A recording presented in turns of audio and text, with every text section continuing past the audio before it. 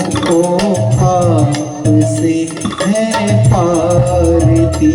श्री भागवत भगवान की है आरती। पापियों को पाप से है पारती।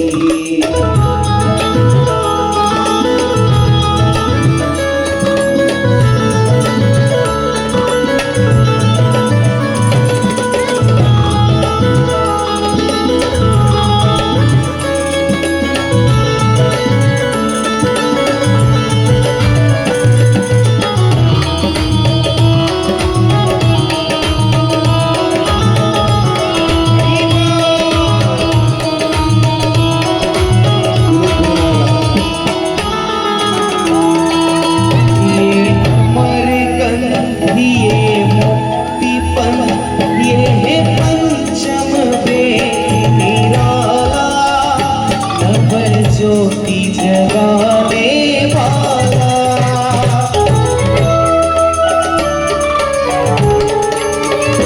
ये अमर गंध, ये मुक्ति पंथ, ये है पंचम वेद निराला।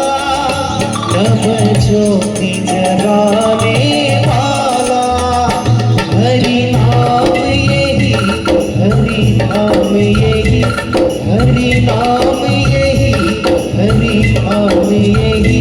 ये है जग की मंगल आरती। पापियों को पाप से है आरती। श्री भागवत भगवान की है आरती। पापियों को पाप से है आरती। बोलिए भागवत महापुराणी की।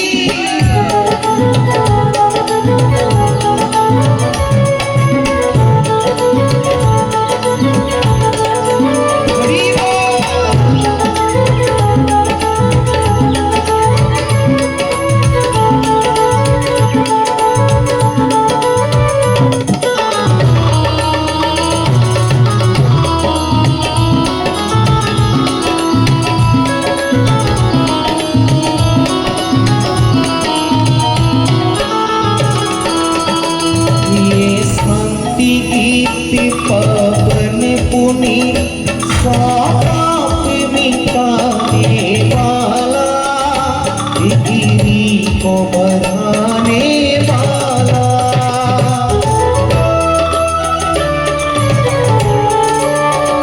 ये शांति गीत पावन पुनि पाप मिटाने वाला, गिरी को बढ़ाने वाला। यही सुख करनी, यही दुख हरनी, यही सुख करनी, यही दुख हरनी। ये मधुर सुगंध की है आरती। पापियों को पाप से है आरती। श्री भागवत भगवान की है आरती। पापियों को पाप से है पारती। पापियों को पाप से है पारती। गोविंदो जय जय गोपालो जय जय, गोविंदो जय जय गोपालो जय जय। राधा रमन हरि गोविंदो जय जय, राधा रमन हरि गोविंदो जय। हरे कृष्णा कृष्णा कृष्णा कृष्णा हरे हरे, हरे राम राम राम हरे हरे। हरे कृष्णा कृष्णा कृष्णा कृष्णा हरे हरे, हरे राम राम राम हरे हरे। हरे कृष्णा कृष्णा कृष्णा कृष्णा हरे हरे, हरे राम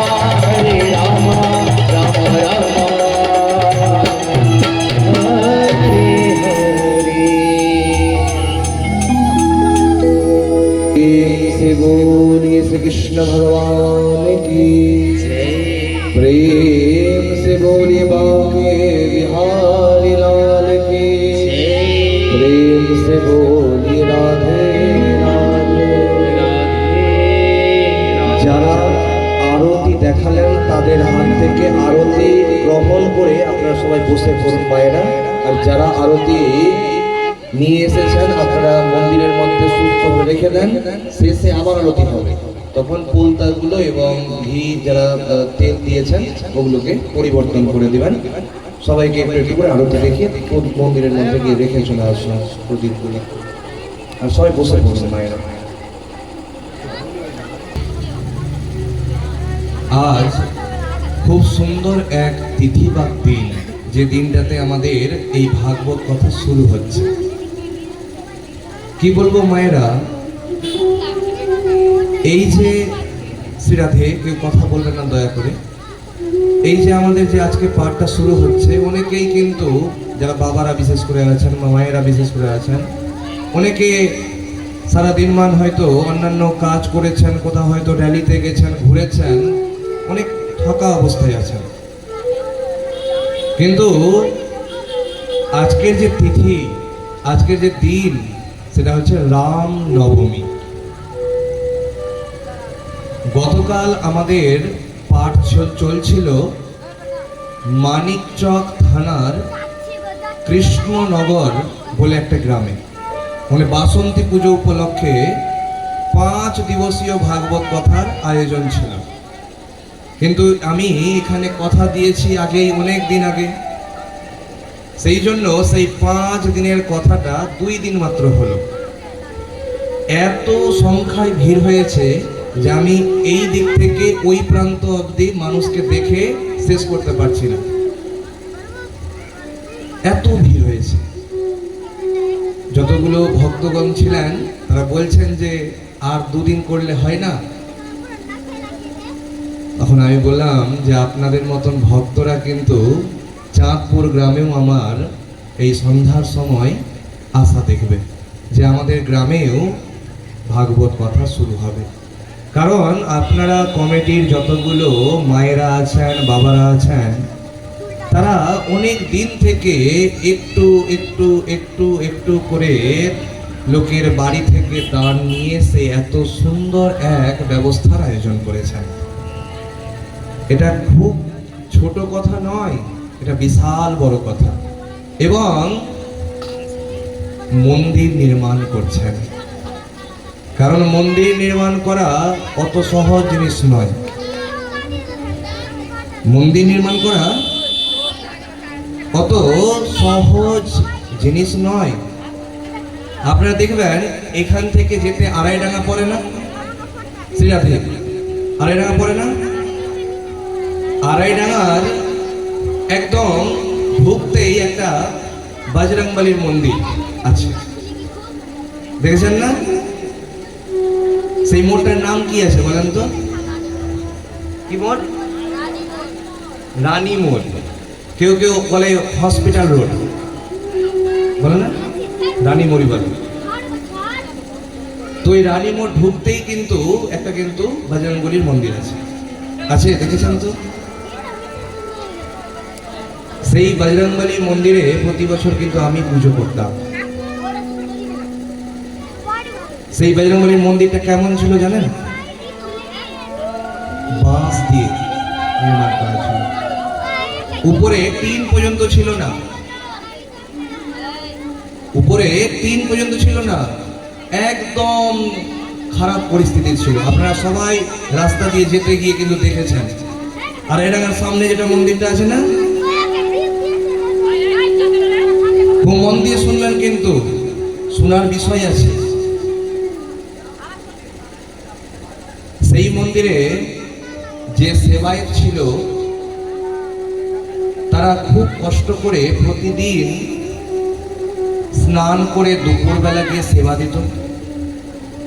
আবার সন্ধ্যার সময় সন্ধ্যা দেখাতে যেত। সেবায়েতের বাড়িটা ছিল আড়াইডাঙ্গার লজ, দেখেছেন আপনারা? ওই লজের পাশ দিয়ে একটা রাস্তা আছে, লজের পেছনেই কিন্তু সেবায়েতের বাড়ি ছিল, বা এখনো আছে। অনেক দিন থেকে সেই সেবায়েতের যে ছেলেটা, তার ইচ্ছা ছিল যে আমাদের এখানে বিশাল বড় মন্দির তৈরি হবে।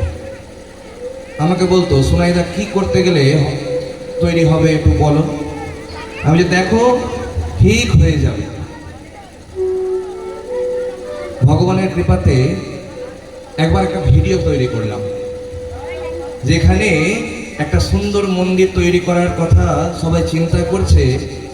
আপনারা কিছু কিছু করে দান করবেন। ভগবানের কৃপাতে অনেক দূর দূর থেকে কিন্তু অর্থ আসা শুরু হলো ওই মন্দিরটা তৈরি করার জন্য। খুব মন দিয়ে শুনবেন, কিন্তু একটাও মিথ্যা কথা নয়, সবটা কিন্তু সত্যি কথা।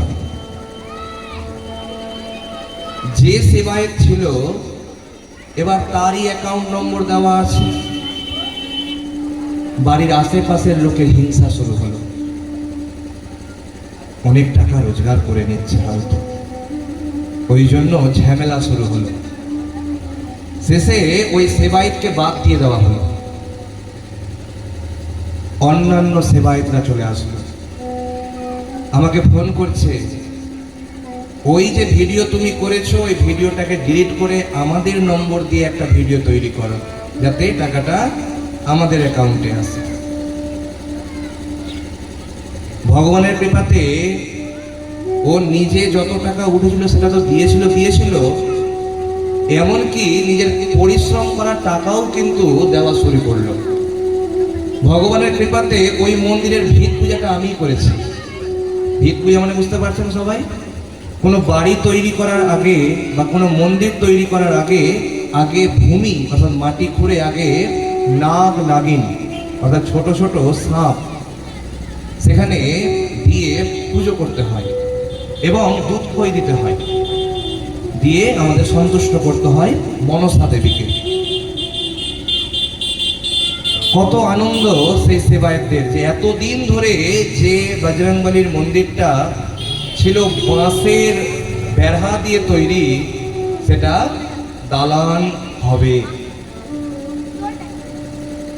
কিন্তু বলে না যে কোনো ভক্ত যদি একটু ভক্তি সহকারে কিছু করতে চায়, চারজন আরো আছে, কেমন করে কাজকে বিগাড় করা যায়। তখন কি হলো, সেই সেবায়েতকে বাদ দিয়ে তারা তখন নিজে থেকে অমুক পার্টিকে ধরে সেই মন্দিরটা তৈরি করার প্ল্যান করলো। সামনে ভোট আসছে, বললো আমরা সবাই মিলে ভোট দিব আপনাকে, আপনি এই মন্দিরটা তৈরি করে দেন।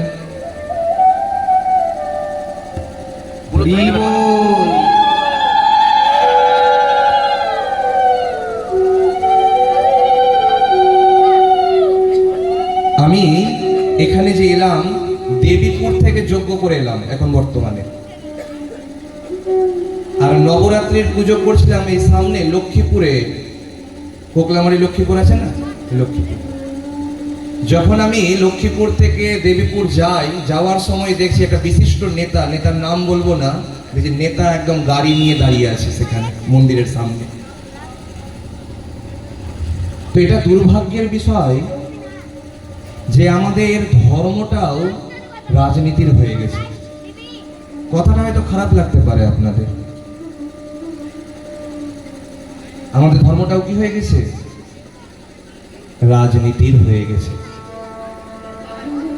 রাজনীতির রং দেখিয়ে নেতাগণ কি করে,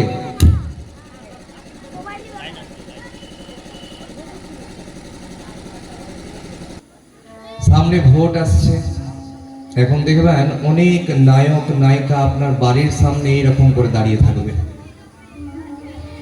যেগুলো নেতাকে সবসময় মোবাইলের মধ্যে দেখেন, টিভিতে দেখেন, এখন দেখতে পাবেন কোথায়, বাড়ির সামনে। সে আবার কেমন করে, মনে হবে যে আপনি ভগবান। মন ভরে কিন্তু আশীর্বাদ দিয়ে দেবেন যেই আসুক না কেন তাকে, কারণ এইটা সবসময় পাবেন না, অনেক বছরের পর এইগুলো পাওয়া যায়। সমস্ত ধরনের পার্টি নেতা আসবে, সাথে সাথে আবার নায়ক আসবে, নায়িকা আসবে। কি করার জন্য? ভোট নেওয়ার জন্য। দেখবেন অনেক কীর্তনিয়া ভাগবত পাঠক আছেন যারা কোনো পার্টির, কোনো রাজনীতির হয়ে কথা বলে, আসলের মধ্যে বলে তুমি অমুক পার্টিকে ভোট দিবা। কিন্তু একটা কথা মাথায় রাখবেন, যে রাজনীতির যারা উপর লেভেলের মানুষ আছে না, তারা সবাই সবার সাথে কিন্তু সেটিং আছে। খুব মন দিয়ে শুনবেন কিন্তু, তবে বুঝতে পারবেন। আপনি টিএমসি কে গালিগালাজ করছেন ধরে নেন, আপনার কি মনে হয় যে বিজেপির সাথে টিএমসি নেতাদের ভালো সম্পর্ক নাই? কোনো জায়গাতে মিটিং হবে কিনা, আগের দিন সন্ধ্যার সময় ফোন করে বলে দিবে তুই অমুক জায়গাতে আমার সম্পর্কে গালিগালাজ করবি, আমি অমুক জায়গাতে তোর সম্পর্কে গালিগালাজ করব। দেখবেন নেতার পিছনে অনেকগুলো কিন্তু ঘুরে, যাদেরকে চামচ বলা হয়। মনে মনে চিন্তা করে আমি নেতার বাবা। দেখতে পাওয়া যাবে বাড়িতে হয়তো রান্না করার মতন চাল নাই, মা হয়তো ওই যে নেতার পিছনে যারা ঘুরছে তাদেরকে বলছে যে জানা রে দোকান থেকে চালটা নিয়ে আয় না, না না পারবো না, সামনে ভোট আছে, এখন প্রচার করতে হবে, রাস্তার ধারে ধারে ঝান্ডা টাঙাতে হবে, এখন বিশাল কাজ। না তো পিকনিক খাওয়াবে না আবার রাজনীতির মানুষ। কিন্তু শেষে কি হয়? শেষে কেমন করে একজনার সাথে আরেকজনার ঝগড়া লাগিয়ে দেওয়া যায়, মনের মধ্যে কেমন করে বিষ ঢুকিয়ে দেওয়া যায়, সেই রাজনীতির লোকেরা কিন্তু সেটা কাজ করে। দেখবেন এই যে আজ রামনবমী গেল, অনেক হিন্দুরা মসজিদের সামনে গিয়ে তলোয়ার নিয়ে নিয়ে ভিডিও ছেড়েছে মোবাইলের মধ্যে, জয় শ্রীরাম বলে। আচ্ছা বলুন তো, আপনাদের ভালো লাগবে? ধরে নেন যে কোনো আপনারই বাড়ির পাশের পরিবার মুসলিম আপনার মন্দিরের সামনে এসে তাদের নাড়া দিয়ে ভিডিও ছাড়ছে, আপনার ভালো লাগবে? মন থেকে বলবেন, ভালো কি লাগবে? আমরা আজকের দিনে আমাদের ছেলেগুলো গিয়ে কি করলো না, মসজিদের সামনে গিয়ে গিয়ে জয় শ্রীরাম করলো। আর সেটাকে ভিডিও আজকে দেখতে পাবেন না, দুদিন পরে দেখতে পাবেন। আর সেটা নিয়েই বিরোধ শুরু হবে দুদিন পর থেকে, তার পিছনেও কোনো না কোনো নেতার হাত থাকবে। একসাথে যারা বসে চা খায় তাদের মধ্যে কিন্তু বিরোধ শুরু হবে। এটা কে করছে? এটা কিন্তু রাজনীতি করছে। কারণ কোন ধর্ম কিন্তু আমাদেরকে খারাপ শেখায় না, কোন ধর্ম আমাদেরকে কিন্তু খারাপ শেখায় না। দেখবেন আমাদের সনাতন ধর্মের মন্দিরের মধ্যেও অনেক মুসলিমরা এসে মানত করে। আপনি না তো যদি প্রমাণ দেখতে চান, শনি আর মঙ্গলবার গোবর্জনা কালী মন্দির চলে যান। কোন কোন বার যেতে হবে? শনি আর মঙ্গলবার। কিছু করতে হবে না, গিয়ে শুধু ওখানে বসে থাকুন। দেখবেন কতজন মুসলিমরা সেই গোবর্জনা কালী মন্দিরে গিয়ে মানত করে, কার ছেলে হচ্ছে না, কার বাড়িতে অসুস্থ আছে। যেগুলো দারগা আছে মুসলিমদের, সেই দারগার মধ্যে আপনি কিছু করতে হবে না, বাইরে গিয়ে বসে থাকুন। কত হিন্দু গিয়ে এখানে মানত করছে, গিয়ে দেখে আসবেন গিয়ে। কিন্তু কিছু এই ভাগবত পাঠ, কিছু এই কীর্তনীয় এবং তাদের ধর্মের কিছু প্রবক্তা এই আমাদের মধ্যে, মনের মধ্যে কি করছে? বীজ ঢুকিয়ে দিচ্ছে, যাতে আমাদের মধ্যে কি হয়? ঝগড়া বাড়ে। একটা কথা সব সময় মাথায় রাখবেন, যে কখনো বিরোধ করে কিন্তু কখনো এগোনো যায় না। বিরোধ করে কেউ এগোতে পারবে? আপনি যখন সবজি কিনতে যাবেন, কোনো বাজার করতে যাবেন, তখন দেখবেন যে কোন পটলটা কে বিক্রি করছে? কখনো দেখবেন না। আপনি পটল কিনতে গেছেন, আপনি পটলটা কিনবেন দাম দিয়ে। ওই জন্য মনের ভিতরে এতটুকু জিনিস রাখবেন, সামনে ভোট আসছে, রাজনীতির ফাঁদে পড়ে কিন্তু কোনো কিছু বড় করতে যাবেন না। প্রেম সে বলিয়ে শ্রীকৃষ্ণ ভগবান কি। আজ হচ্ছে রাম নবমী, অর্থাৎ প্রভু শ্রী রামচন্দ্রের জন্ম দিবস। এবং আমাদের পাঠ যেদিন শেষ হবে সেদিন কার দিবস? সেদিন হনুমান জয়ন্তী, না? হনুমানজির জন্মের দিবস। তো এই যে রাম নবমী, ভগবান অষ্টমী তিথিতে জন্মগ্রহণ করেছিলেন শ্রীকৃষ্ণ, ওই জন্য বলা হয় জন্মাষ্টমী। আর শ্রীরামচন্দ্র ভগবান নবমী তিথিতে জন্মগ্রহণ করেছিলেন, সেই জন্য হচ্ছে রাম নবমী। এখন অনেক জায়গায় বাসন্তী পুজো হচ্ছে, আপনাদের গ্রামের আশেপাশে বাসন্তী পুজো হচ্ছে কি হচ্ছে না? হচ্ছে তো। এই বাসন্তী পুজো কে সর্বপ্রথম করিয়েছিলেন? কি করে এই বাসন্তী পুজো শুরু হয়েছিল? আর আশ্বিন মাসে একটা যে দুর্গা পুজো হয়, ওটাই বা আবার কেন হয়? দুটার প্রতিমা তো একই রকম, সেম টু সেম। তো কি এমন ব্যাপার আছে যে ওই মাসে হচ্ছে, এই মাসেও হচ্ছে? তখন দুর্গা পুজোর নাম, এখন বাসন্তী পুজোর নাম। বলা হয় যে সেই আশ্বিন মাসের যে দুর্গা পুজো, সেটা হচ্ছে অকাল বোধন। কি নাম? অকাল বোধন। মানে অকালে দুর্গা পুজো করেছিলেন। কে করেছিলেন? শ্রী রামচন্দ্র ভগবান করেছিলেন। যখন রাবণের সাথে যুদ্ধ করতে যাবেন, তখন রাবণকে দিয়েই, কার সাথে যুদ্ধ করতে যাবেন? রাবণের সাথে। আর পুরোহিত করেছে কাকে? রাবণকে। ওই রাবণকে দিয়ে পুজো করিয়েছিলেন কার? ভগবতী দেবী দুর্গার। দেখবেন সন্ধি পুজো হয় পুজোর মধ্যে, অষ্টমী তিথির শেষের 24 মিনিট আর নবমী তিথির শুরুর 24 মিনিট, এই 24 48 মিনিট হয় কি? সন্ধি পুজো। এই সন্ধি পুজোতে 108টা পদ্ম ফুল লাগে। দেখবেন এখন বাজারে যান পদ্ম ফুল কিনতে, কত টাকা করে যে দাম নেবে, সোনার দামে পদ্ম ফুল বিক্রি হচ্ছে, জান না? এখন একটা ডাব গিয়ে কিনে নিয়ে আসেন না, দেখেন কত টাকা দাম নিচ্ছে।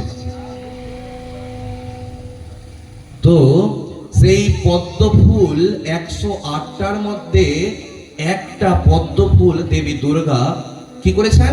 লুকিয়ে নিয়েছেন। গুনছেন, দেখছেন 107টা আছে। একটা কই? খুঁজছেন, কোথাও আর পাওয়া যায় না। তখন প্রভু শ্রীরামচন্দ্র মনে মনে চিন্তা করছেন, তবে যখন পদ্ম ফুল নেই, তবে আমি আমার এই চোখকে তীরের দ্বারা উপরে ফেলে তারপরে ভগবতী দেবী দুর্গার ঘটের মধ্যে অর্পণ করব, মানে ত্যাগ করব আর কি। যখনই ধনুকের তীর নিয়ে চোখকে এরকম করে বার করতে যাবেন প্রভু শ্রীরামচন্দ্র, তখন দেবী দুর্গা হাত ধরে নিলেন এবং বললেন যে আমি তোমার পদ্ম ফুলটাকে সরিয়েছিলাম, তোমার পুজোতে আমি সন্তুষ্ট হয়েছি। ওই জন্য সেই আশ্বিন মাসে যে দুর্গা পুজোটা হয়, সেটাকে বলা হয় অকাল বোধন। শ্রী রামচন্দ্র ভগবান কিন্তু সেই পুজোটা করিয়েছিলেন। আর প্রধান দুর্গা পুজো এটা হচ্ছে এখন যে হচ্ছে, যেটা বাসন্তী পুজো। গতকাল যেখানে গেছিলাম, ওখানেও বাসন্তী পুজো উপলক্ষে বিশাল বড় মেলা এবং পাঠের আয়োজন করা হয়েছিল। ওখানে বাসন্তী দেবীর যে রূপ, সেই রূপে দেখছি বাসন্তী দেবী দুর্গা মা আছে, তার পায়ের নিচে একদিকে শ্রী রামচন্দ্র ভগবান ধনুর্বাণ নিয়ে আছে, আরেকদিকে লক্ষণজি ধনুর্বাণ নিয়ে আছে। কমিটিকে বললাম যে আপনারা এই প্রতিমাটাকে কারিগরকে বলে চেঞ্জ করাবেন, কারণ এটা ওই প্রতিমা করে দিয়েছে আশ্বিন মাসের যে দুর্গা পুজো, সেই মতন করে দিয়েছে, কিন্তু এটা কিন্তু বাসন্তী পুজো। ওই জন্য প্রতিমাটাকে পরিবর্তন করা উচিত। তো এই পুজো প্রথম করিয়েছিলেন কে? রাজা সুরত।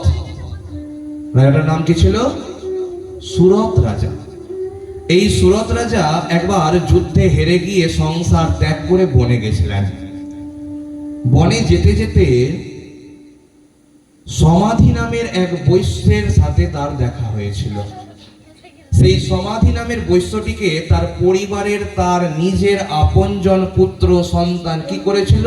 সংসারের সবকিছু, টাকা পয়সা ধন দৌলত নিয়ে তাকে তাড়িয়ে দিয়েছিল। এখনো আছে না এরকম ছেলে, যে বাবার কাছে ছোট থেকে বড় হবে, মায়ের কাছে ছোট থেকে বড় হবে, কিন্তু যখন বড় হয়ে গেল, নিজে রোজগার করতে শুরু করলো, তখন বাবা মাকে আর খেতে দিবে না। আছে না? মনে হয় আপনাদের গ্রামে নাই, আমাদের গ্রামে আছে। আছে? দেখেন, আবার কারো নাম বলবেন না কিন্তু, সব দোষ কিন্তু আপনার হয়ে যাবে তখন।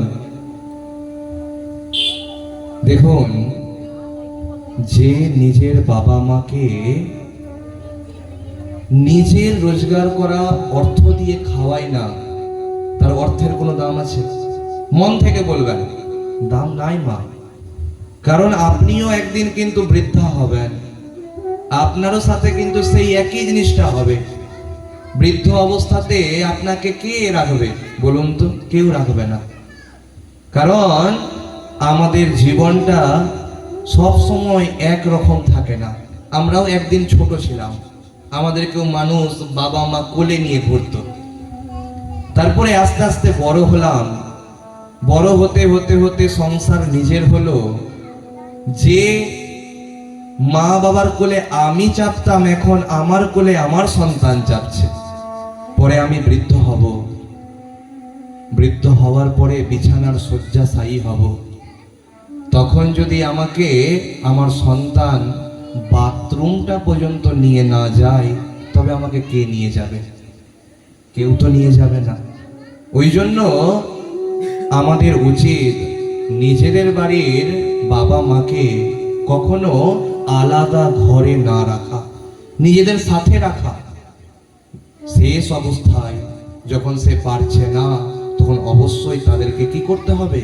সেবা করতে হবে। কারণ বাবা মা থেকে বড় কেউ না। আপনি ভাগবত পাঠ করান না করান, আপনি পুজো করুন না করুন, কিন্তু বাবা মা যদি কষ্টে থাকে, সেই পুজোর কোনো দাম নাই। সেই সমাধি নামের বৈশ্য তার পরিবার থেকে তাড়িত হয়ে বনের মধ্যে দুঃখে বসে আছে। অমন সময় সুরত রাজা সেই সমাধিকে বলছেন, আমারও তোমার মতনই অবস্থা, চলো আমরা একসাথেই থাকবো বনের মধ্যে। যা বনের মধ্যে ফলমূল পাবো তাই খেয়ে থাকবো, এবং যখন সন্ধ্যা হবে তখন গাছের উপরে উঠে যাব। যতগুলো জীবজন্তু আছে আমাদেরকে কেউ খেতে পারবে না। এইরকম তারা দুজনা থাকতে শুরু করলেন একসাথে। একদিন তাদের সাথে দেখা হলো মেধস মুনির। মুনিটার নাম কি ছিল? মেধস মুনি। খুব মন দিয়ে শুনবেন, না তো বুঝতে কেউ পারবেন না। সেই মেধস মুনি বললেন, তোমরা ভগবতী দুর্গা দেবীর পুজো শুরু করো। তখন এই দুর্গা মূর্তি তৈরি করে প্রথম রাজা সুরত এবং ওই বৈশ্য সমাধি নামের যে বৈশ্য, তারা কি করলেন? ভগবতী দেবী দুর্গার পুজো করলেন এই বসন্তকালে, বাসন্তী পুজো রূপে।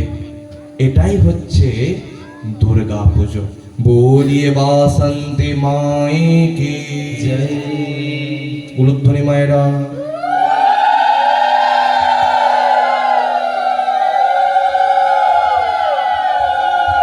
আমরা একটি ভজন শ্রবণ করব, তারপরে কথাকে সামনের দিকে এগিয়ে নিয়ে যাব। করতালি সেবা দিয়ে একটি ভজন শ্রবণ করুন। বাবারা যারা দাঁড়িয়ে আছেন, কোনো একটা জায়গায় বসে পড়ুন, দাঁড়িয়ে পাঠ শ্রবণ করতে হয় না। যারা এদিকেও আছেন দাঁড়িয়ে, আপনাদের অনুরোধ করব আপনারাও বসে পড়ুন, অনেক জায়গা আছে। बोले हरि हरि हरि बोल, केशव माधव गोविंद बोल। हरि बोल हरि बोल हरि हरि बोल हरि बोल हरि बोल हरि हरि बोल केशव माधव गोविंद बोल हरि हरि हरि हरि बोल केशव माधव गोविंद बोल हरि हरि हरि हरि बोल केशव माधव गोविंद बोल हरि बोल हरि बोल हरि हरि बोल हरि बोल हरि बोल हरि हरि बोल केशव माधव गोविंद बोल बोल हरि हरि हरि हरि बोल केशव माधव गोविंद बोल बोल हरि हरि हरि हरि बोल केशव माधव गोविंद बोल हरि बोल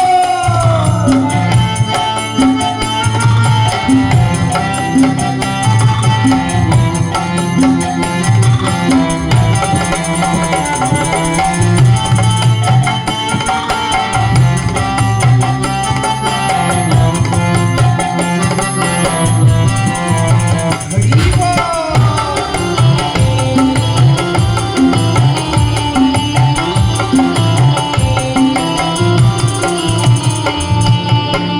नाम प्रभु का सभी अधिकारी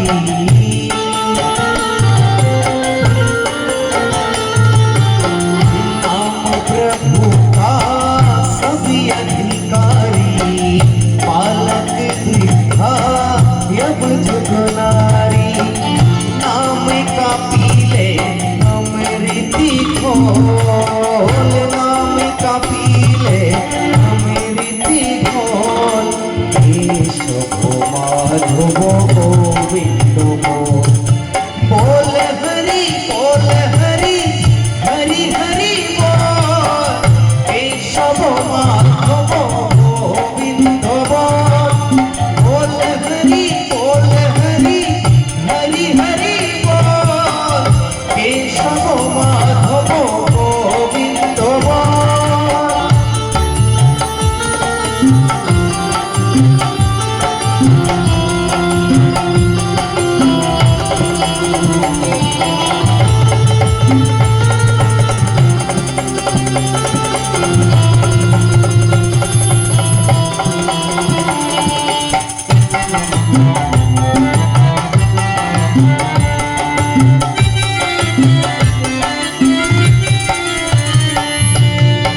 सबेरे बहलिया सबेरे कसाई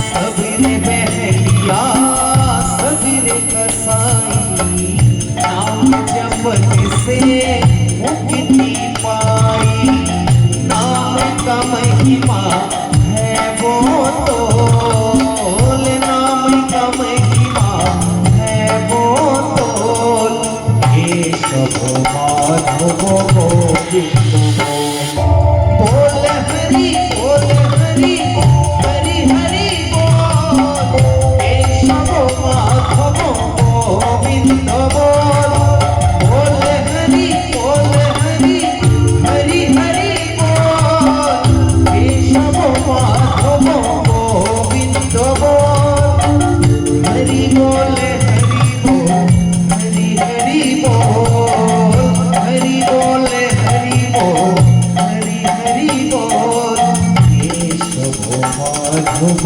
गोविंद बोल बोल हरि हरि हरि बोल केशव माधव गोविंद बोल बोल हरि हरि हरि हरि बोल केशव माधव गोविंद গোবিন্দ বল কেশব মাধব গোবিন্দ বল কেশব মাধব গোবিন্দ বল কেশব মাধব গোবিন্দ বল কেশব মাধব গোবিন্দ বল। प्रेम से बोलिए श्री कृष्ण भगवान की।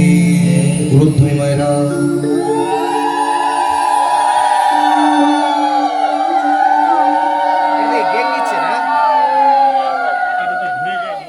শ্রীরাধে খুব মন দিয়ে শ্রবণ করবেন। আমাদের শ্রোতা কিন্তু তিন প্রকার। কত প্রকার? তিন প্রকার। এক নম্বর হচ্ছে সারতা, যে নিজেও শুনে না আর অন্য কাউকে শ্রবণও করতে দেয় না। দ্বিতীয় হচ্ছে শ্রোতা, শ্রবণ করতে করতে যারা ঘুমিয়ে যায়, দেখবেন অনেকে কিন্তু আর কিছুক্ষণের পরেই কিন্তু ঘুমিয়ে যাবে। আর তিন নম্বর হচ্ছে প্রকৃত শ্রোতা, যে মনের মধ্যে ভক্তি রেখে ভগবানের কথা শ্রবণ করবেন। কিছু জানার ইচ্ছা থাকতে গেলে আসর থেকে নামার পরে বলবেন যে না অমুক জিনিসটা কালকে না বুঝাবেন, আমি না এই জিনিসটা ঠিক বুঝতে পারি না। যে আপনাদের যে মনের ভিতরে যে কোনো ইচ্ছা, কোনো জানার যে ইচ্ছা থাকবে, ওটা জানবেন কার কাছ থেকে? আপনার বাড়িতে যে পুরোহিত মশাই আসবে পুজো করতে তার কাছে, আপনার গ্রামে যে ভাগবত পাঠক আসবে পাঠ করতে তার কাছে, আপনার গ্রামে যে কীর্তনিয়া কীর্তন করতে আসবে তার কাছে। কারণ তাদেরকে আপনারা অর্থ দিয়ে, টাকা পয়সা দিয়ে আপনার গ্রামে ডাকছেন কি করার জন্য? ধর্মের শিক্ষা নেওয়ার জন্য। এবার আপনি ডাকলেন কিন্তু আপনি নিলেন না, সেটা আপনার কিন্তু দোষ। ওই জন্য যদি মনের ভিতরে কোনো ইচ্ছা থাকে যে আমাদের বাড়িতে ঠাকুর ঘরটা অমুক দিকে আছে, আমি কোন দিকে বসে পুজো করব, আমার বাড়িতে শিবলিঙ্গটা অমুক দিকে ঘোরানো আছে, কোন দিকে রাখতে গেলে ভালো হয়, ইত্যাদি ইত্যাদি অনেক কিছু জানার থাকে। তো সেই সব সম্পর্কে জিজ্ঞাসা করতে হবে যে আমি অমুক জিনিসটা জানি না, এর পরের দিন একটু বুঝাবেন সেই বিষয় সম্পর্কে। প্রেম সে বলিয়ে রাধে রাধে। আমরা প্রথম দিনই মাহাত্ম্য কথা শ্রবণ করব। গীতা পাঠে শেষে মাহাত্ম্য পড়তে হয়, আর ভাগবতে প্রথমেই মাহাত্ম্য কথা শ্রবণ করতে হয়। আমরা প্রথমেই জানব ভগবত কি আর ভাগবত কি। দেখবেন আমাদের বাড়িতে বা আপনারাও যে যেখানে যেখানে দান নিতে গেছেন, রসিদ দিয়েছেন না, কোনো কাগজ দিয়েছেন না যে অমুক গ্রামে 7 দিন ভাগবত কথার আয়োজন করা হয়েছে। বেশিরভাগ রসিদের মধ্যে লেখা থাকে কি? ভগবত কথা। কি লেখা থাকে? ভগবত। ভাগবত লেখা থাকে না। ওইটা কিন্তু লক্ষ্য করবেন। আপনাদের কি ছাপানো হয়েছে আমি এখনো দেখিনি। আপনাদের ব্যানারটা তো আছে আমার কাছে, কিন্তু যে রসিদটা যদি করে থাকেন আমি কিন্তু দেখিনি। ওটা তো অনেক দিন আগেই আমাকে পাঠিয়েছিল এই কমিটির মানুষেরা। তো কি হয়েছে, বেশিরভাগ লেখা থাকে কি? ভগবত। কিন্তু উচিত কি লেখা থাকা উচিত? ভাগবত। তবে ভগবত কি আর ভাগবত কি? আর প্রত্যেকের উদ্দেশ্যে বলি, আমি প্রথম দিন, আজকে প্রথম দিন, যেগুলি যেগুলি জিনিস বলবো আমি কিন্তু প্রতিদিন কিন্তু এসে আমি কিন্তু হাত তুলতে বলবো আবার, যে কে শুনেছিল আর কে শুনেনি। প্রথম প্রথম হাত তুলতে বলবো, আঙ্গুল দেখিয়ে কিন্তু কাউকে বলবো না। কারণ আঙ্গুল দেখিয়ে বলতে গেলে বলবে আমি কালকে আসিনি।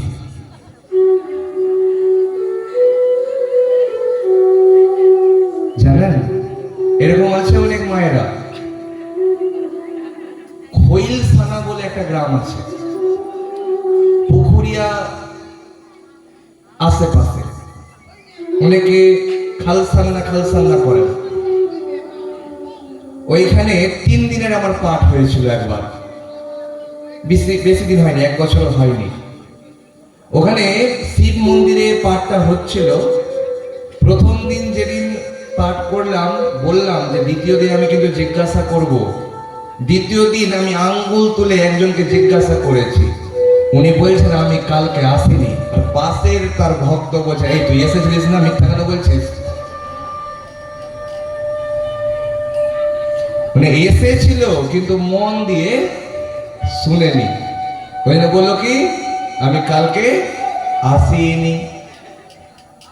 কিন্তু আপনাদের সবার কাছে অনুরোধ, আপনারা খুব মন দিয়ে শ্রবণ করবেন যে এই ভগবত আর ভাগবত, এটা পাঠ হচ্ছে কি ভাগবত পাঠ। এটা ভগবত পাঠ হচ্ছে না, কিন্তু এটা হচ্ছে ভাগবত পাঠ। আপনাদের এই গ্রামে আমার 3 বার এটা নিয়ে আসা হচ্ছে ভাগবত পাঠ করতে। আমি সর্বপ্রথম এসেছিলাম এখানে অনেকদিন আগে, পাঠ হয়েছিল। তারপরে এই পাশের একটা গলিতে 3 দিনের জন্য কিন্তু পাঠ হয়েছিল একটা বাড়িতে। তারপরে আবার আপনাদের ভালোবাসাতে আরো অনেকবার আমাকে ডাকা হয়েছিল, কিন্তু আমি সময় দিতে পারিনি। কিন্তু ফাইনালি এই বছর আপনাদেরকে কিন্তু সময় দিতে পেরেছি। তো সেই ভাগবত আর ভগবতের মধ্যে কি পার্থক্য আছে? ভগবত মানে হচ্ছে গীতা পাঠ। আপনার বাড়িতে গীতা পাঠ করান না? কোন শ্রাদ্ধ বাসরে দেখবেন গীতা পাঠ হয়, একদিকে শ্রাদ্ধ হচ্ছে, একদিকে গীতা পাঠ হচ্ছে। ওটা হচ্ছে ভগবত পাঠ। আর এটা কি ভাগবত পাঠ। ভগবতের মধ্যে কি আছে আর ভাগবতের মধ্যে কি আছে? ভগবতের মধ্যে আছে ভগবান শ্রীকৃষ্ণের মুখ নিঃসৃত বাণী। গীতাটা কি ভগবান শ্রীকৃষ্ণের মুখ নিঃসৃত বাণী। কখন বলেছিলেন এই কথা? যখন অর্জুন যুদ্ধ করতে চাইছিল না তখন। কার সাথে যুদ্ধ করতে চাইছিল না? ধৃতরাষ্ট্রের সন্তানদের সাথে, অর্থাৎ দুর্যোধনদের সাথে। কেন যুদ্ধ করতে চাইছিল না? যে আমার আত্মীয়রা সবাই মরে যাবে, আমি কার সঙ্গে সংসার করব? কিন্তু সেই যুদ্ধটা ছিল ধর্মের সাথে অধর্মের। বারংবার শ্রীকৃষ্ণ ভগবান বলেছিলেন যাতে যুদ্ধটা না হয়। এই যুদ্ধ হতে গেলে কি হবে? অনেকে মারা যাবে। কিন্তু যুদ্ধ হয়েছিল। যুদ্ধ যখন করতে চাইছিলেন না, তখন রথের মধ্যে শ্রীকৃষ্ণ ভগবান অর্জুনকে যে উপদেশটা দিয়েছিলেন সেটা হচ্ছে গীতা। আর ভাগবত কি? ভাগবত হচ্ছে ভগবানের সম্পর্কে যেটাতে বা যে শাস্ত্রে বর্ণিত আছে। ভগবান সম্পর্কে যখন জানবেন, সেটা কোন শাস্ত্র পড়ে জানতে হবে? ভাগবত পড়ে জানতে হবে। এই ভাগবতের মধ্যে 18,000টা শ্লোক আছে। কতগুলো শ্লোক আছে? আমার সাথে বলবেন কতগুলো শ্লোক আছে ভাগবতের মধ্যে? 18,000টা। আর ভগবত গীতাতে কটা শ্লোক আছে দেখি কজন বলতে পারে? পারবেন কিন্তু, খুব হালকা এটা। গীতার মধ্যে কটা শ্লোক আছে? কেউ একজন বলছে জানলেও বলবো না, যদি ভুল বলে দিই সবার কাছে। কটা শ্লোক আছে? 700টা। কটা? গীতার মধ্যে 700টা আর ভাগবতের মধ্যে 18,000টা। আমরা প্রতিদিন একটা শ্লোক বলবো গীতার, আর এই গীতার শ্লোকটা যাতে আমাদের সবার মুখস্থ হয়ে যায়। হবে তো যদি মুখে মুখে বলি একসাথে? যখন 7 দিন ধরে একই শ্লোক আমরা শুনবো, হবে কি মুখস্থ আমাদের? আচ্ছা বলুন একটা শ্লোক, প্রতিদিন বলবো কিন্তু এই শ্লোকটা। আজকে যেটা শ্লোক বলছি প্রতিদিন কিন্তু এই শ্লোকটা বলবো, মুখস্থ কিন্তু করতে হবে। শেষে কিন্তু আমি জিজ্ঞাসা করব ছোট ছোট বাচ্চাদের, বড়দের না, যে কাদের মুখস্থ হয়েছে। আমার সঙ্গে সঙ্গে বলবেন ধর্মক্ষেত্রে, সবাই বলবেন কিন্তু। এটা হচ্ছে গীতার প্রথম শ্লোক। কি বলবেন? ধর্মক্ষেত্রে কুরুক্ষেত্রে সমবেতা युत्सवा मामका पांडवा चैव किम अकुर्वत সঞ্জয়। আপনাদের সবার বাড়িতে ছোট ছোট গীতা পাঠের বই আছে, আছে না? বড় আছে, ছোট আছে। যদি আমাদের একটা শ্লোক যদি মুখস্থ থাকে, যদি আপনাদেরকে বলা হয় গীতার একটা শ্লোক শোনাতে, পারবেন কিনা বলতে? পারবেন তো? দেখবেন আপনারা প্রেমানন্দ মহারাজজিকে কিন্তু মোবাইলে অনেক দেখেন, ভাগবতের একটা শ্লোক কিন্তু সবাইকে মুখস্থ করতে বলেন। কি শ্লোকটা? আমার সঙ্গে বলবেন। কৃষ্ণায় বাসুদেবায় হরয়ে পরমাত্মনে প্রণত ক্লেশ নাশায় গোবিন্দায় নমো নমঃ। শুনেননি এই শ্লোকটা আগে? দেখবেন এই শ্লোকটা প্রেমানন্দ মহারাজজি কোথাও যাওয়ার আগে, ঘুমানোর আগে, ঘুম থেকে ওঠার পরে সব সময় কিন্তু এই শ্লোকটা বলতে বলেন। তো আমাদেরও কিন্তু কিছু কিছু শ্লোক শেখার প্রয়োজন আছে। তো আমাদের প্রতিদিনের কিন্তু একটা পড়া থাকবে। কি পড়া? যে গীতা পাঠের যে 700টা শ্লোক আছে, সেই 700টা শ্লোক আমাদেরকে জানতে হবে না। প্রথম শ্লোক যেটা আছে একটা, সবাইকে জানতে হবে। ধর্মক্ষেত্রে কুরুক্ষেত্রে সমবেতা युत्सवा मामका पांडवाश्चैव किम अकुर्वत সঞ্জয়। পারবেন তো বলতে বলতে এটা মুখস্থ করতে? দেখবেন একটা শ্লোক যখন আপনার মুখস্থ হয়ে যাবে, আপনি অন্যান্য মন্ত্রও কিন্তু মুখস্থ করতে পারবেন। যখন পুজো করবেন, দেখবেন যখন আপনি বলবেন কৃষ্ণায় বাসুদেবায় হরয়ে পরমাত্মনে প্রণত ক্লেশ নাশায় গোবিন্দায় নমো নমঃ। দেখবেন পুজোর যে সিংহাসনের সামনে যে পুজো করবেন না, খুব সুন্দর লাগবে শুনতে। করে দেখবেন, ভালো লাগবে। অনেক মা বলছে আমি তো কানে শুনতেই পাচ্ছি না আপনি কি বলছেন। হাকিমা পিছনের মা বসে আছেন যে চশমা পরে, শুনতে পাচ্ছেন আপনি? পাচ্ছেন? বলো রাধে রাধে। তো এই ভাগবত কথা মধ্যে 18,000টা শ্লোক আছে, আর গীতাতে 700টা শ্লোক আছে। এই ভাগবত কথা কে কাকে বলেছিলেন? সুখদেব গোস্বামী পাদ পরীক্ষিত রাজাকে এই কথা বলেছিলেন। আমরা আগামীকাল সুখদেব বৃত্তান্ত, পরীক্ষিত জির বৃত্তান্ত সবকিছুটাই শ্রবণ করব। ওই জন্য প্রত্যেকে কিন্তু সব দিন আসবেন। একদিন এলেন, আরেকদিন এলেন না, কারণ এই মাসে বিয়ে খাওয়ার মতন কিন্তু কোনোদিনও পাবেন না। অন্যান্য জায়গাতে আছে 7 দিন পাঠ করতে গেলাম তো বলছে না অমুক জায়গায় ভোজ খেতে চলে গেছিলাম। এই মাসে কিন্তু বিয়ে খাওয়ার পাবেন না আপনারা। ওই জন্য বাহানাও দিতে পারবেন না যে অমুক জায়গায় ভোজ খেতে গেছিলাম। আমরা এবার মাহাত্ম্য কথা শ্রবণ করব। প্রেম সে বলিয়ে ভক্তবৎসল ভগবান কে, प्रेम से बोलिए भागवत महात्म की जय।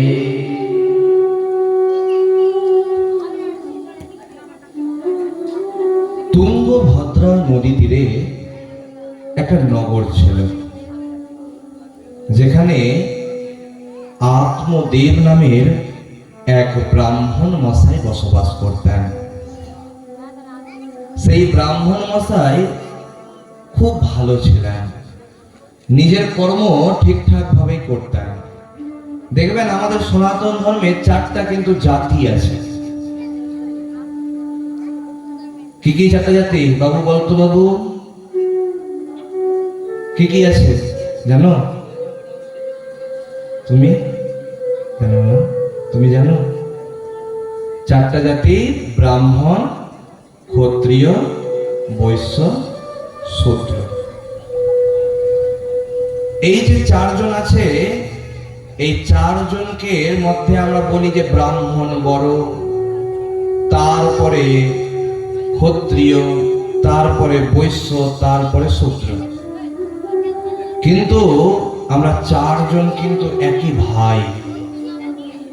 4 জন কি ভাই? যেমন একটা বাবার 4টা সন্তান, কেউ বড়, কেউ ছোট, কিন্তু তাদের মধ্যে কি কোনো ভেদাভেদ আছে? যে ওই ব্রাহ্মণ মানুষটা শূদ্রের বাড়িতে খাবার খাবে না, ও অমুকের বাড়ির খাবার খাবে না, ও ওর সাথে বসে খাবে না। এখনো অনেক বাড়িতে এমন আছে, অনেক মানুষ যে ওই পরিবার হচ্ছে নিচু পরিবার, নিচু জাত, ওর বাড়ির জল খাবো না, ওই বাড়ির খাবার খাবো না। যারা এইগুলি করে এবং বলে, তাদের মতন ছোট আর কেউ নাই। যে মানুষের মধ্যে বিভেদ করে, কেউ বড় কেউ ছোট, যে বিভেদ করে, তার মতন খারাপ পৃথিবীতে কেউ নাই। কারণ একদিন সবাই কিন্তু মারা যাবে, সবাইকে কিন্তু মরতে হবে। আমাদের দেখবেন লক্ষ্য অনেক বড় বড় থাকে। কেউ বলবে আমি 4 তলা বাড়ি করব, কেউ বলবে আমি দামি গাড়ি কিনবো, কেউ বলবে আমি আইফোন মোবাইল কিনবো। মানে অনেক স্বপ্ন থাকে, অনেকে থাকে না? কিন্তু শেষ কি আমাদের বলেন তো? মৃত্যু। আমাদের সবাইকে কিন্তু শেষে মরতে হবে। আর মরতে গেলে কোথায় যেতে হবে? শ্মশানে যেতে হবে না? শ্মশানে কখনো ধনী গরিব বলে কি পুরানো হয়? আপনার সাদাল্লাপুর গেছেন না? বাবারা যারা আছে সবাই গেছে কিন্তু না, মায়েরাও হয়তো ঘুরতে গেছেন।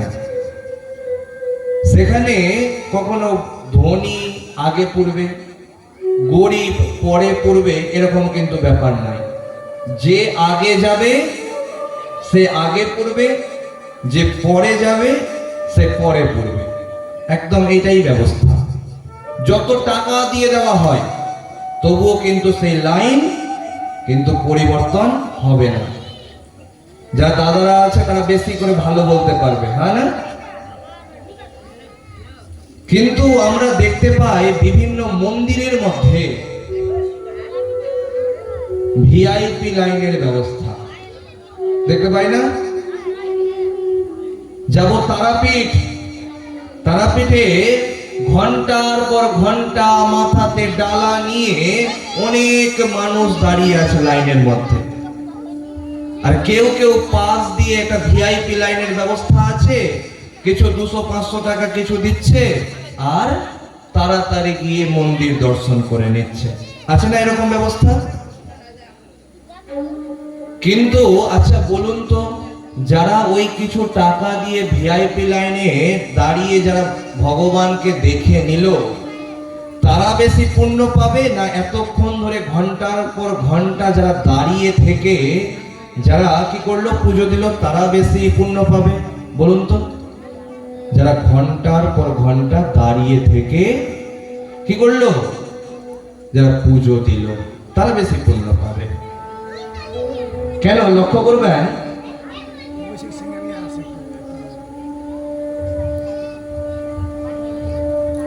আমাদের মাঝে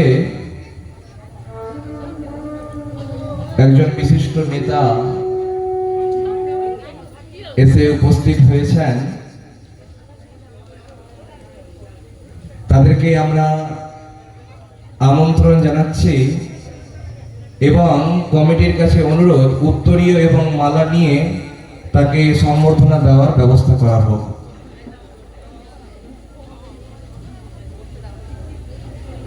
মায়েরা সবাই একটু উলুধ্বনি দেবেন।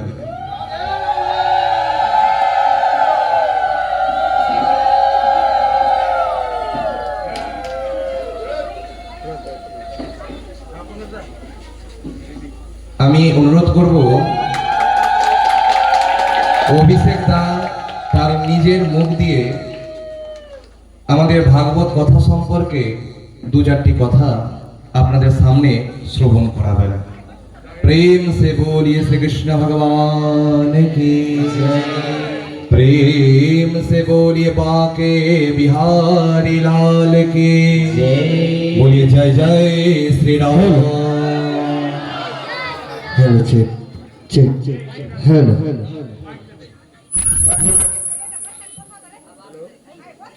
হ্যালো, সকলকে নমস্কার। আজকে এমন পাবন দিন, রামনবমী, প্রভু শ্রীরামের আজকে আবির্ভাব দিবস। তাই সকলে ভালো থাকবে। এখানে অন্যান্য কথা বলার কোনো জায়গা নেই। আমি একটা মন্ত্র পাঠ করে আমি আমার কথার বিরাম দিব। শ্রীকৃষ্ণায় বাসুদেবায় হরায় পরমাত্মনে প্রণত কলেশ নাশায় গোবিন্দায় নমঃ। সবাই ভালো থাকবেন। অভিষেক দাকে অনেক অনেক ধন্যবাদ আমাদের এই চাঁদপুর গ্রামের আসার জন্য, এবং তার সাথে যতজন আছেন তাদেরকেও অনেক অনেক ধন্যবাদ আমাদের ভাগবত কথাতে এই এত পূর্ণ দিবসে আসার জন্য। তাকে আপনারা আশীর্বাদ করবেন দুই বাহু তুলে উলুধ্বনির মাধ্যমে। প্রেম সে বলিয়ে শ্রীকৃষ্ণ ভগবান কি प्रेम से बोलिए बाके बिहारी लाल की प्रेम से बोलिए राधे राधे।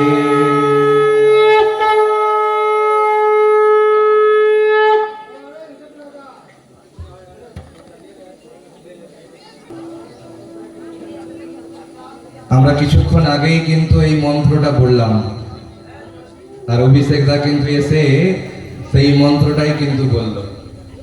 দেখলেন প্রেমানন্দ মহারাজজির কথা কত তিনি শ্রবণ করেন। খুব মন দিয়ে শ্রবণ করুন যে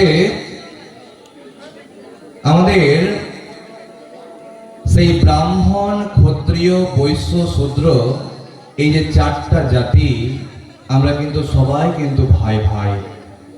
কেউ কিন্তু বড় ছোট নয় কারো থেকে। তো সেই ব্রাহ্মণ মশাই, আত্মদেব নামের ব্রাহ্মণ মশাই, তার খুব কর্ম করে ভালোভাবে বসবাস করতেন। কিন্তু বাড়িতে একজন ভালো থাকলে কিন্তু চলবে না। বাড়িতে কিন্তু স্বামী স্ত্রী দুজনকেই ভালো থাকতে হবে, তবে কিন্তু সংসার ভালো করে চলবে। সেই আত্মদেবীর যে পত্নী ছিল তার নাম ছিল ধুন্ধুলি দেবী। কি নাম ছিল? মনে রাখতে হবে কিন্তু সব কথাগুলো। কি নাম ছিল? ধুন্ধুলি দেবী। সেই ধুন্ধুলি দেবী যেখানেই বসতেন সেখানে সবার নামে শুধু নিন্দার চর্চা করতেন। আছে আপনাদের গ্রামে এরকম লোক?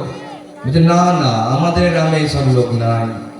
বাপরে, আমাদের গ্রামে সবাই ভালো, সবাই সবার ভালো চায়, সবাই সবার ভালো কথা বলে। কারো বাড়িতে যদি রান্না না হয় পাশের বাড়ির লোক এসে দিয়ে চলে যায়, বলে তোরা রান্না করতে হবে না আজকে। এইরকম লোক আছে চাঁদপুরে। হ্যাঁ না? প্রেম সে বলি রাধে রাধে। জানেন, আপনার বাড়িতে যদি একদিন আপনার শরীর খারাপ হয় আর এক বাটি তরকারি যদি আপনার বাড়িতে কেউ এসে দিয়ে যায়, জীবন শোনাবে। ওই তো তোর শরীর খারাপ হইল, তোর বাড়িতে তরকারি দিয়ে এসেছিলাম, তবে তো খেতে পেয়েছিলিস। হাই আলা প্রেম সে বলি রাধে রাধে। তো কি হয়েছে, খুব মন দিয়ে শ্রবণ করুন। সেই ধুন্ধুলি দেবী যেখানেই বসতেন সেখানে সবার নামে শুধু নিন্দা আর চর্চা করতেন। সেই জন্য তার বাড়িতে যখন তুলসীর গাছ লাগাতেন, সেই তুলসী গাছ মরে যেত। বাড়িতে কখনো মরা গাছ রাখতে নাই তুলসী দেবী। ধরলেন আপনার বাড়িতে তুলসী বেদি আছে, একটা ডাল হয়তো মারা গেল, ওটাকে কিন্তু ভেঙে ফেলে দিতে হবে, সেটাকে কিন্তু রাখা যাবে না। তুলসী দেবীর সতেজ গাছ কিন্তু বাড়িতে রাখতে হয়। আর এই যে তুলসী দেবীর উপরে যেটাকে বলা হয় সেটাকে বলা হয় মঞ্জুরি। এই মঞ্জুরি যে বাড়িতে আছে খুব পবিত্র। ওই জন্য লক্ষ্য করবেন, আমরা জানি যে তুলসী গাছের মাথাকে কখনো ভাঙতে হয় না। আপনারা অনেকে দেখবেন কারো বাড়িতে গেলেন, তুলসী পাতা ভাঙার নাম করে লোক দেখে নিবে, বেশি লাগবে, 108টা পুরোহিত মশাই লিখেছে পাতা লাগবে। কে এখন টেনে টেনে এত গুনে গুনে ভাঙতে যাবে? একসাথে ডালটাকে ভেঙে দিয়ে লুকিয়ে চলে যায়। আচ্ছা না এরকম? কিন্তু কখনোই ডাল ভাঙা উচিত নয়, এমনকি মাথাটাও ভাঙা উচিত নয়। সেই তুলসী গাছকে লাগাতে গেলে সেই তুলসী গাছ মারা যেত।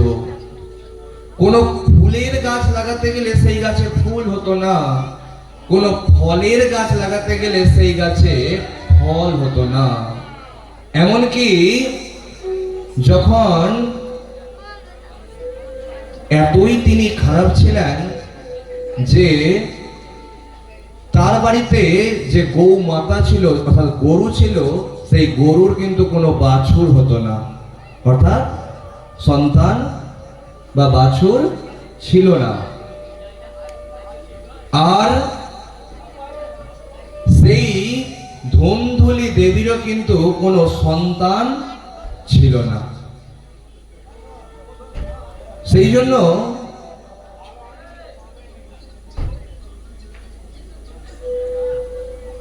জন্য একবারও কিন্তু ধুন্ধুলি দেবী দুঃখ পেতেন না। সব সময় কিন্তু নিজের ওই নিন্দা চর্চাতে কিন্তু রত থাকতেন। দেখবেন যারা নিন্দা চর্চা করে তারা পাপের কখনো ভয় দেখে না, যে আমার নিন্দা চর্চার দরুন আমার পাপ লাগতে পারে, ভয় দেখে না। সেই জন্য সব সময় নিন্দা চর্চার মধ্যে রত থাকে। কিন্তু যে লোকের খারাপ চায় তার কখনো ভগবান নিজের ভালো করে না। লক্ষ্য করবেন, আপনার গ্রামে হয়তো এমন মানুষ আছে কারো পরনের ভালো শাড়িটা পর্যন্ত তার সহ্য হয় না, আছে না? কিন্তু লক্ষ্য করবেন তার বাড়িতে গিয়ে যে তার হয়তো শাড়িটা কেনার মতন টাকা নাই, কারণ আপনার সম্পর্কে সেই নিন্দা করবে যে আপনার মতন হতে পারবে না। কারণ নিন্দা সবাই সবাই করে না, নিন্দা তারই হয় যার ভিতরে কিছু আছে। যার ভিতরে কিছু নাই, গ্রামের পাগলের সম্পর্কে তার নামে কেউ নিন্দা করবে? যে আজকে জানিস ওই অমুক পাগলটা অমুক জনকে ঢিল মেরেছিল, ওই সম্পর্কে কেউ নিন্দা চর্চা করবে না। কিন্তু আপনারই গ্রামে লক্ষ্য করবেন, কেউ হয়তো আজীবন কষ্ট করে খেটে খেলো, চাষাবাদ করছে, কষ্ট করে খাচ্ছে, সেই যখন ভালো দালান বাড়ি দিবে না, অনেক জনার কিন্তু রাত্রের ঘুম চলে যাবে। কেমন করে করতে পারছে? নিশ্চয়ই কিন্তু কিছু ব্যাপার আছে। আপনাদের বাড়ির আশেপাশে যদি কোনো ঘোষ ফ্যামিলি, ঘোষ পরিবার থাকে, যে বাড়ি কি করে করছে? নিশ্চয়ই দুধে জল মিক্স করছে। ওই জন্যই গাড়ির পর গাড়ি কিনছে, বাড়ির পর বাড়ি তৈরি করছে। বলে রাধে রাধে বলছে, আঙ্গুল দেখিয়ে কিন্তু একজনকে দেখাচ্ছে, বলছে বহুত লাভ করছে দুধ বিক্রি করে। যখন বাড়িতে দুধ নিয়ে আসবে, অনেকে জিজ্ঞাসা করে, এই আজকে দুধটা কিন্তু খুব পাতলা লাগছে, দুধে জল মিক্স করেছো না? সে কিন্তু বলবে না না না না, আমি কোনোদিনও জীবনে দুধে জল দিই না। সত্যি কিন্তু দেয় না। কেন জানেন? মানুষ দুধে জল দেয় না, জলে দুধ দেয়, কারণ যাতে মিথ্যা কথা না বলতে হয়। রাগ করবেন না কিন্তু কেউ, মজার জন্য বললাম, কারণ সবাই কষ্ট করে খাচ্ছে। কারো বাড়ির খাবারটা কেউ কিন্তু এনে দিবে না, নিজেকেই কিন্তু রোজগার করে খেতে হবে। অনেকে অনেক ধরনের কর্ম করেন। এই কর্ম কেন করছেন?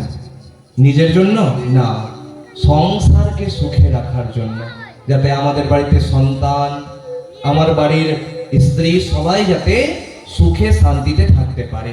কোনো কিছু কেনার প্রয়োজন পড়তে গেলে যাতে কিনতে পারে সেই টাকা দিয়ে, যাতে অভাব না হয়। কিন্তু এক সময় ছিল যেখানে আমাদের অর্থ উপার্জন হতো না। অনেক মায়েরা ভাতের ফ্যান খেয়েও নিজের সন্তানকে মানুষ করেছে। আপনারা দেখবেন এখন এরকম অভাব নেই, কিন্তু আগের সেই রকম অভাব ছিল।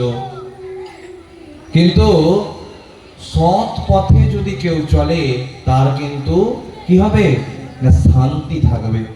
আর কেউ যদি অসৎ পথে চলে, দেখবেন অনেক ব্যবসা আছে, বড় বড় ব্যবসা, কিন্তু রাত্রে ঘুম আসে না তার ভালো করে। লাখ টাকার বিছানাতে ঘুমায়, কিন্তু ঘুমটা আসে না। কেন জানেন? এর পেছনে ওই সব মানুষের কান্না আছে যাদেরকে ঠকিয়ে সে বড় লোক হয়েছে। প্রেম সে বলিয়ে রাধে রাধে। তো কি হয়েছে, আত্মদেব তার পত্নীর উপরে দুঃখ করে একদিন বনের মধ্যে চলে গেলেন এবং গাছের মধ্যে, গাছের নিচে বসে ভগবানকে ডাকছেন, হে ভগবান, কৃপা করে আমাকে দেখা দাও।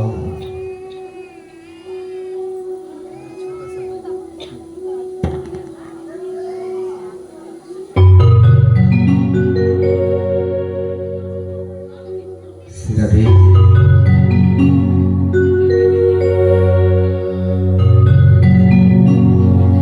मेरा छोटा सा परिवार, हरि आ जाओ एक बार, हरि आ जाओ, प्रभु आ जाओ, हरि आ जाओ, प्रभु आ जाओ। मेरा छोटा सा परिवार, हरि आ जाओ एक बार।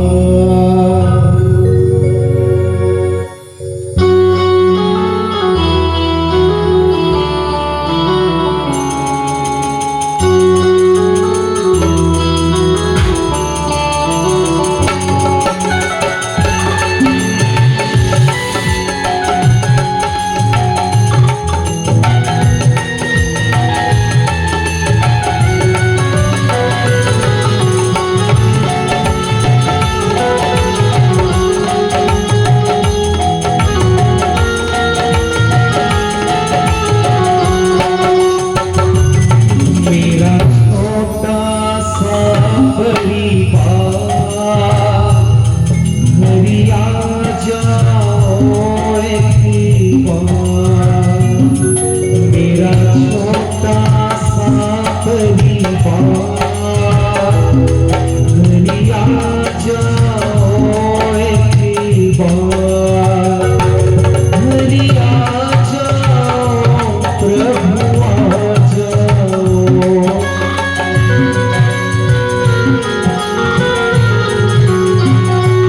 हरि आ जाओ,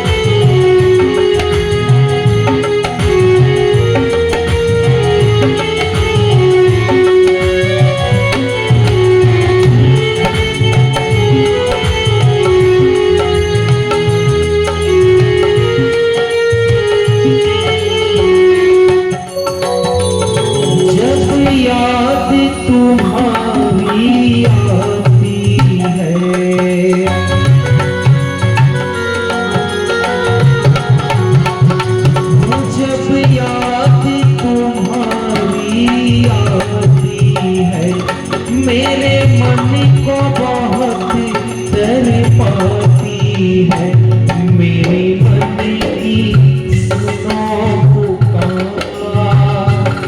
मेरे मन की सुनो पुकार, घरी आ जाओ ए दीवार, मेरा छोटा सा परिवार, घरी आ जाओ ए दीवार।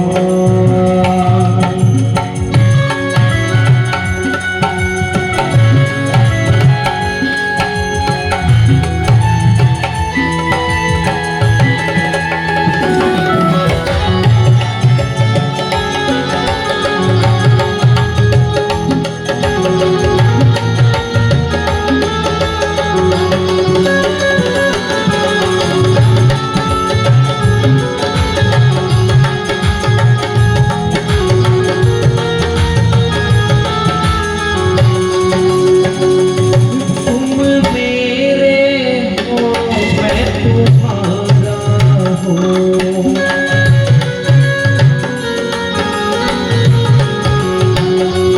तुम मेरे हो मैं तुम्हारा हूँ, मेरे जन्म जन्म के यारी हो, भक्तों की सुनो पुकार, भक्तों की सुनो पुकार, घरी आ जाओ ए दीवार, मेरा छोटा सा परिवार, घरी आ जाओ ए दीवार, घरी आ जाओ प्रभु आ जाओ,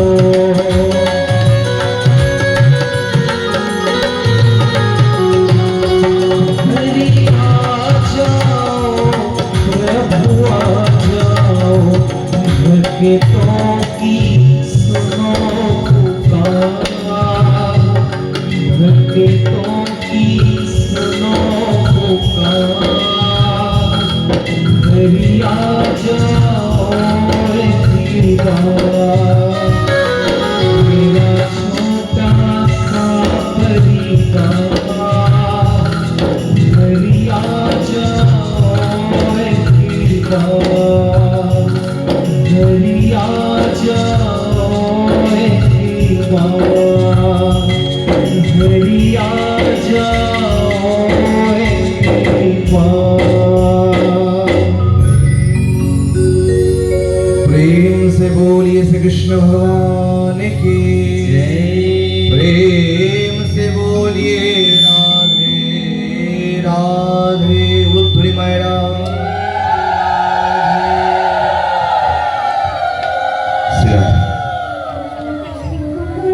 খুব মন দিয়ে শ্রবণ করুন। ভগবানকে ডাকছেন, নাম কি ব্রাহ্মণ মশাইটার? দেখি কার মনে আছে? কি নাম আছে? ব্রাহ্মণ মশাইটার নাম কি? আত্মদেব। বাবার জন্য বলেন রাধে রাধে। দেখুন কেউ না কেউ কিন্তু মন দিয়ে শুনছে। বুঝে শুনেছিলাম আমিও মন দিয়ে, কিন্তু মাথাতে ঢুকেনি।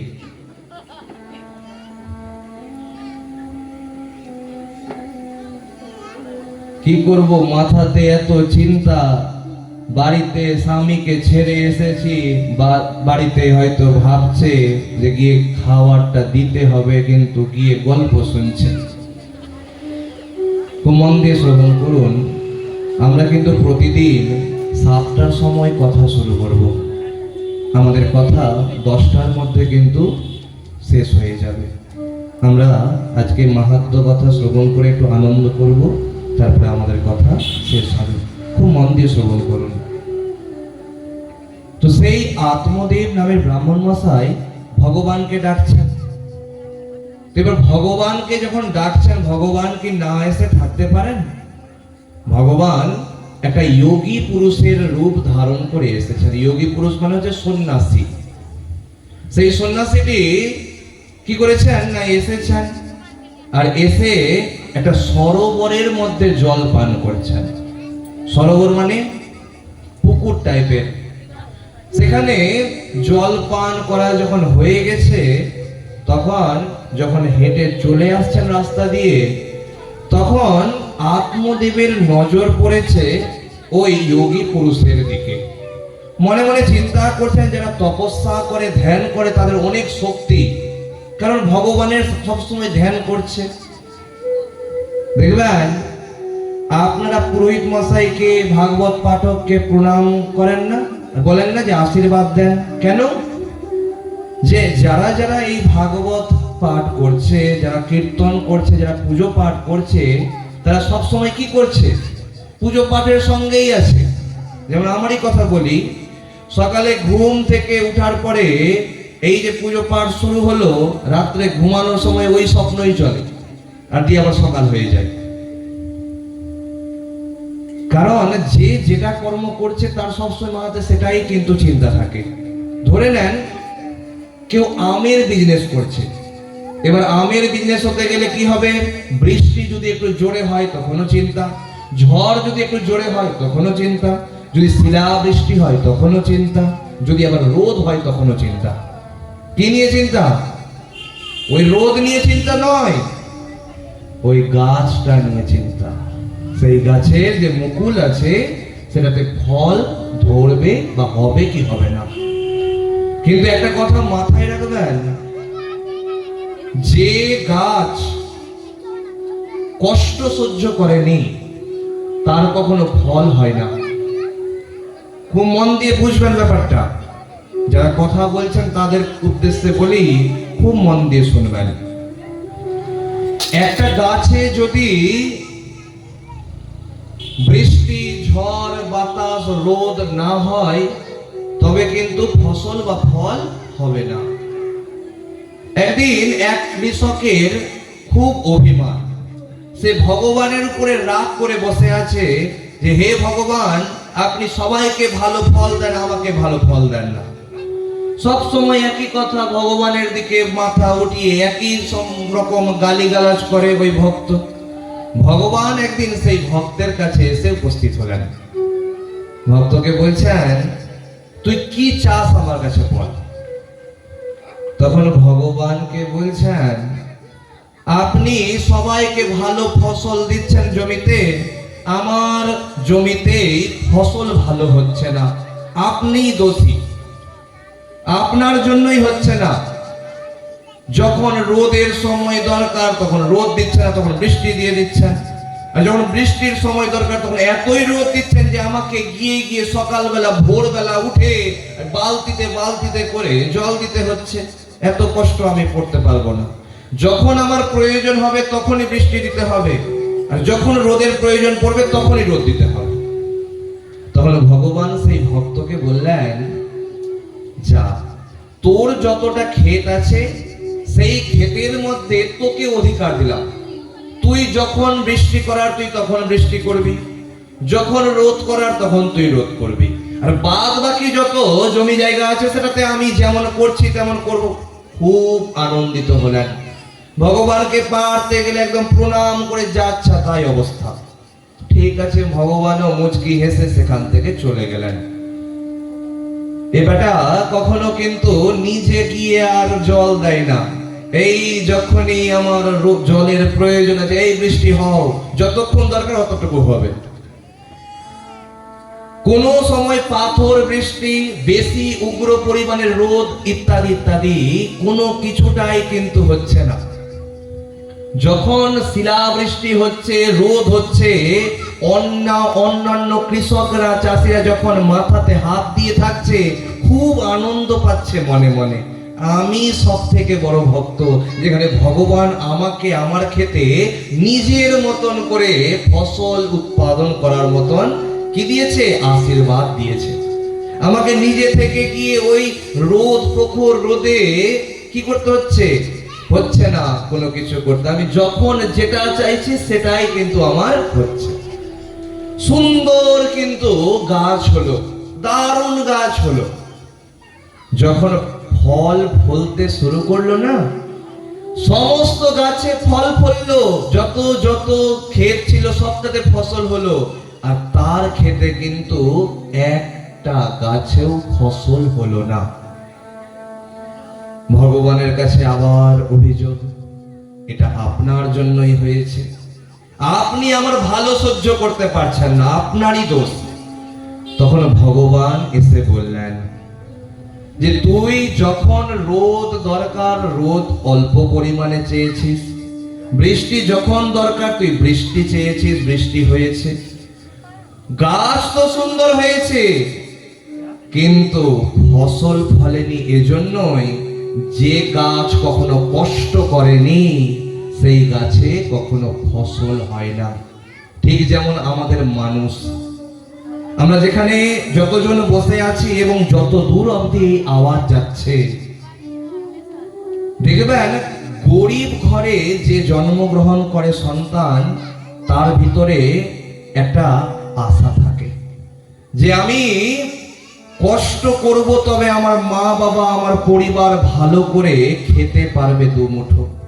আজ যে বাবা মাঠে ঘাটে চাষাবাদ করছে তাকে আমি একটু সুখ দিব, তো সেই জন্য সে দেখবেন আপনার ঘুম থেকে ওঠার আগে মাঠে চলে যায় দৌড়াতে।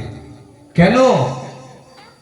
এজন্যই যাতে সে তার মা বাবাকে সুখ শান্তি দিতে পারে। কিন্তু দেখবেন যারা অনেক ধনী, অনেক বড় লোকের সন্তান, তারা দেখবেন বিছানাতে আনন্দ করে ঘুমিয়ে আছে এসি চালিয়ে। 10টা বেজে গেছে, 11টা বেজে গেছে, ঘুম থেকে ওঠার নাম নাই। কেন? মোবাইল ঘাঁটতে ঘাঁটতে ঘুমিয়েছে। সে কখন ঘুমিয়েছে? হয়তো ভোর 3টার সময়, তো উঠবে কেমন করে 5টা আর 6টার সময়? আছে না এরকম? এখনকার যারা যারা আমার বোনেরা আছে এবং ভাইরা আছে তাদেরকে বলি যে এখন মোবাইলের পেছনে তোমরা এতটাই সময় দিচ্ছ, সেখানে আমাদের কি হচ্ছে জানো? মনের মধ্যে রাগ হচ্ছে। দেখবেন মায়েরা বিশেষ করে বুঝতে পারবেন, আপনার সন্তান হয়তো মোবাইল ঘাঁটছে আর আপনি কিছু বলেন, এই কাজটা করতো, ওই দোকান থেকে ওই জিনিসটা নিয়ে আয় তো, যাও পারবো না, যা করবা করে নাও।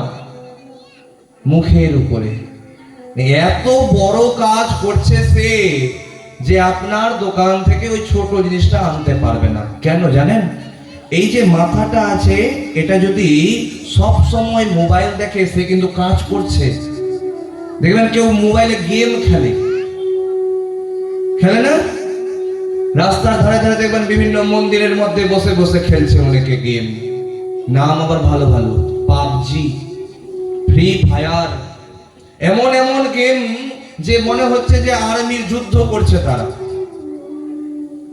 কিন্তু জানেন, আপনারা তো সবাই মোবাইল দেখেন, একবার শুধু সার্চ করবেন এই গেম খেলার ফলে কত সন্তান পাগল হয়েছে। একটু সার্চ করে দেখবেন এগুলো বাড়িতে গিয়ে, ইউটিউবে গিয়ে বলবেন, এখন তো মুখে বলা যায়। আপনাদের বাড়িতে সন্তান ছোট ছোট বাচ্চাগুলো খাবার খাচ্ছে না, কি করছেন? মা দিয়ে দিল মোবাইল, দেখ বাবু কার্টুন দেখ। এই আপনার সন্তান মোবাইল নিয়ে বসে আছে ঘন্টার পর ঘন্টা। জানেন, একটা সময় এমন হবে সেই সন্তানের হাত থেকে মোবাইলটা নিতে গেলেই কাঁদবে সন্তান, আর যখন সন্তানকে মোবাইলটা দিবেন তখন সন্তান ঠিক আছে। ওই জন্য একটা কথা মাথায় রাখবেন, মোবাইলটা যতটুকু প্রয়োজন ততটুকুই ব্যবহার করুন। কারণ যদি আপনি তার থেকে বেশি ব্যবহার করেন, আপনাকে কিন্তু ভালো হবে না, আপনার কিন্তু খারাপ হবে। আপনারা সবাই জানেন ইউটিউব আর ফেসবুক থেকে টাকা পাওয়া যায়, জানেন তো সবাই? হাই আনা জানি তো অবশ্যই, কিন্তু লোকের ভিডিও দেখি সব সময়, নিজে ভিডিও করি না, লোকের ভিডিও দেখি। জানেন, আমি ইউটিউব থেকেও টাকা পাই, আবার ফেসবুক থেকেও টাকা পাই। কি করে বলেন তো? এই যে চলছে, এটাকে শুধু পোস্ট করবো, টাকা পাবো, কত ভালো না? মোবাইলকে ব্যবহার করুন কিছু পাওয়ার জন্য, আর আপনি কি করছেন? নিজের সময়টাকেও দিচ্ছেন, আবার টাকা পয়সাও দিচ্ছেন। কেন টাকা পয়সা কিভাবে দিচ্ছেন? যে হয়তো 1 জিবি আপনার নেট দরকার, কিন্তু আপনাকে ভরাতে হচ্ছে 2 জিবি নেট। কেন? যে আপনাকে তো বেশি করে মোবাইল ঘাঁটতে হবে, সেই জন্য বেশি নেট দরকার, তার অ্যামাউন্টটাও বেশি, টাকাটাও বেশি। হাইয়া না, অনেক বোনেরা এবং ভাইরা বলছে এইসব বলাটা ঠিক হচ্ছে না, ভাগবত পাঠ শুনতে এসেছি, ভগবান শ্রীকৃষ্ণের কথা শুনবো না, মোবাইলে রিচার্জের কথা শোনাচ্ছে। আর মায়েরা কিন্তু তাদের খুব আনন্দ পাচ্ছে, আর নিজের নিজের মেয়েকে এমনি করে করে হাত দিয়ে দিয়ে বলছে, দেখ তোরই সম্পর্কে বলছে, বলো রাধে রাধে। তো দয়া করে যতটুকু প্রয়োজন অতটুকুই কিন্তু এই মোবাইল ফোন ব্যবহার করবেন। তো সেই আত্মদেব যখন সেই যোগী পুরুষের আসতে দেখেছেন, তখন মনে মনে চিন্তা করছেন, যারা তপস্যা করে ধ্যান করে তারা কিন্তু অনেক কিছু দিতে পারে, তারা অনেক তপস্যা করেছে, সেহেতু কি হবে? সেহেতু তার কাছ থেকে আমি পুত্র সন্তান হওয়ার আশীর্বাদটা চেয়ে নেব।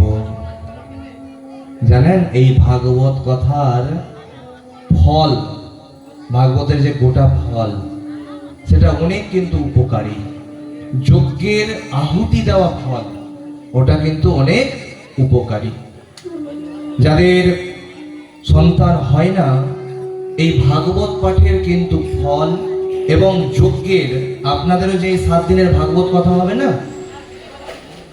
7 দিন পরে 8 নম্বর দিনের দিন কিন্তু আবার যজ্ঞ হবে। এখানে সবাই এসে কিন্তু আহুতি প্রদান করবেন শেষের দিন, অর্থাৎ 8 নম্বর দিনের দিন। ওই যজ্ঞের মধ্যে কিন্তু ফল দিতে হয়, সেই ফল কিন্তু অবশ্যই গ্রহণ করা উচিত যার সন্তান হচ্ছে না। খুব মন দিয়ে শ্রবণ করুন। তো কি হয়েছে যে সেই আত্মদেব বললেন, আপনার তো অনেক শক্তি, আপনি দয়া করে আমাকে একটি পুত্র সন্তান প্রদান করুন। তখন সেই যোগী পুরুষ তার ঝোলা থেকে বের করে একটা গোটা ফল হাতের মধ্যে দিলেন এবং বললেন যে এই ফল খেতে গেলে তোমার পুত্র সন্তান হবে। বেজায় আনন্দ যে আমার পুত্র সন্তান হবে, আশীর্বাদ দিয়েছে। এই ফল নিয়ে ছুটতে ছুটতে ধুন্দুলি দেবীকে দিয়ে বললেন, এই ফল তুমি যদি গ্রহণ করো তোমার অবশ্যই পুত্র সন্তান হবে। আমার একটু কাজ পড়ে গেছে, আমি একটু বের হচ্ছি। বাড়ির বারান্দাতে বসে আছে ফলটা নিয়ে, আর চিন্তা করছে খাবো কি খাবো না। অমন সময় সেই ধুন্দুলি দেবীর সই এসেছে। সই মানে কি? বান্ধবী। সামনে বৈশাখ মাস আসছে, আপনারা সবাই মঙ্গল চণ্ডী করবেন, হাইয়ানা। সেখানে বামুনি আর গোয়ালিনীর কিন্তু গল্প আছে। তো সেই সই মানে হচ্ছে বান্ধবী।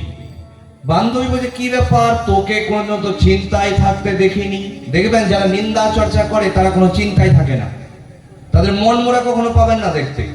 তারা সব সময় এর নিন্দা ওর কাছে, ওর নিন্দা ওর কাছে, সব সময় কিন্তু খুশি। জানিস, হেসে হেসে বলবে তোর সম্পর্কে না ওই ওটা বলেছিল। এমন আনন্দ যে মনে হচ্ছে যে একদম পুরো খই পড়ছে আনন্দে। কিন্তু যে আপনার কাছে এসে লোকের নিন্দাটা করছে, আপনার নিন্দাটাও কিন্তু লোকের কাছে গিয়ে করবে, এটা কথা মাথায় রেখে। কারণ যার নিন্দা করার স্বভাব আছে সে কখনো নিন্দা না করে বিন্দু মাত্র সময় থাকতে পারে না। এখনই অনেক মায়েরা মুখটা চুলকাতে শুরু করে দিয়েছে কথা বলার জন্য, যে শুনতে বেশি ভালো লাগে না, বলতে বেশি ভালো লাগে। লক্ষ্য করবেন আপনারা বিকালে যখন একসাথে সবাই বসেন, একজন দেখবেন খুব বেশি ফটর ফটর করে, আপনাকে বলতেই দিবে না কোনো কথা, সবকিছু ওই বলবে। আছে না এরকম মানুষ? আছে।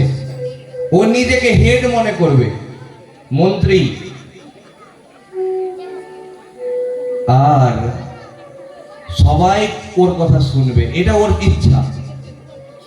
আর যদি তাকে চুপিয়ে দেওয়া যায়, থামিয়ে দেওয়া যায়, তবে কিন্তু থামবে না, সে বলতেই থাকবে, বলতেই থাকবে।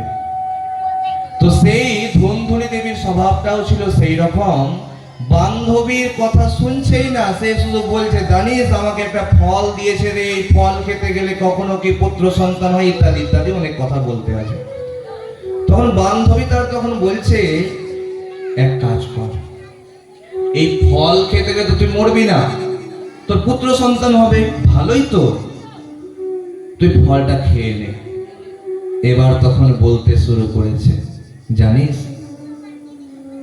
আমার যদি গর্ভে পুত্র সন্তান হয়, আর যদি কোনো ডাকাত ডাকাতি করতে আমার গ্রামে আসে, তবে তো আমি পেটের মধ্যে সন্তান নিয়ে পালাতেই পারবো না, তা আমি ওই জন্য ফলটা খাবো না। চিন্তা করে দেখুন, যদি পেটে সন্তান আছে, ও পালাতে পারবে না, ওই জন্য ফল খাবে না।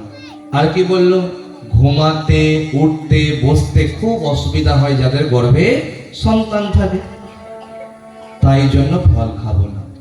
আমরা দুটা হাত দেখতে পাই সামনে, আরেকটা হাত আছে, নাম কি? অজুহাত। কি নাম? দেখবেন আমাদের অজুহাত অনেক। এই যে আজকে আপনারা মায়েরা শ্রবণ করছেন কথা, সকালবেলা অনেক মায়েদেরকে আপনারা বলবেন, জানিস পাঠ শুনতে গেলাম, বলছে আমি তো বাড়ি থেকে বসে বসে শুনছিলাম, আমার না মাথাটা খুব ব্যথা করছিল, জানিস ওই জন্য যেতে পারিনি। কিন্তু এখন যদি পাশে খিচুড়ি রান্না হতো, বাপরে ভিড় রে। লক্ষ্য করবেন খিচুড়ি রান্নার দিন এত ভিড় হবে, ওই জন্য কিন্তু শেষের দিন আমি এই কথাটা বলি না, তাদের নাম রেখেছি আমি একটা, খিচুড়ি ভক্ত। কি নাম?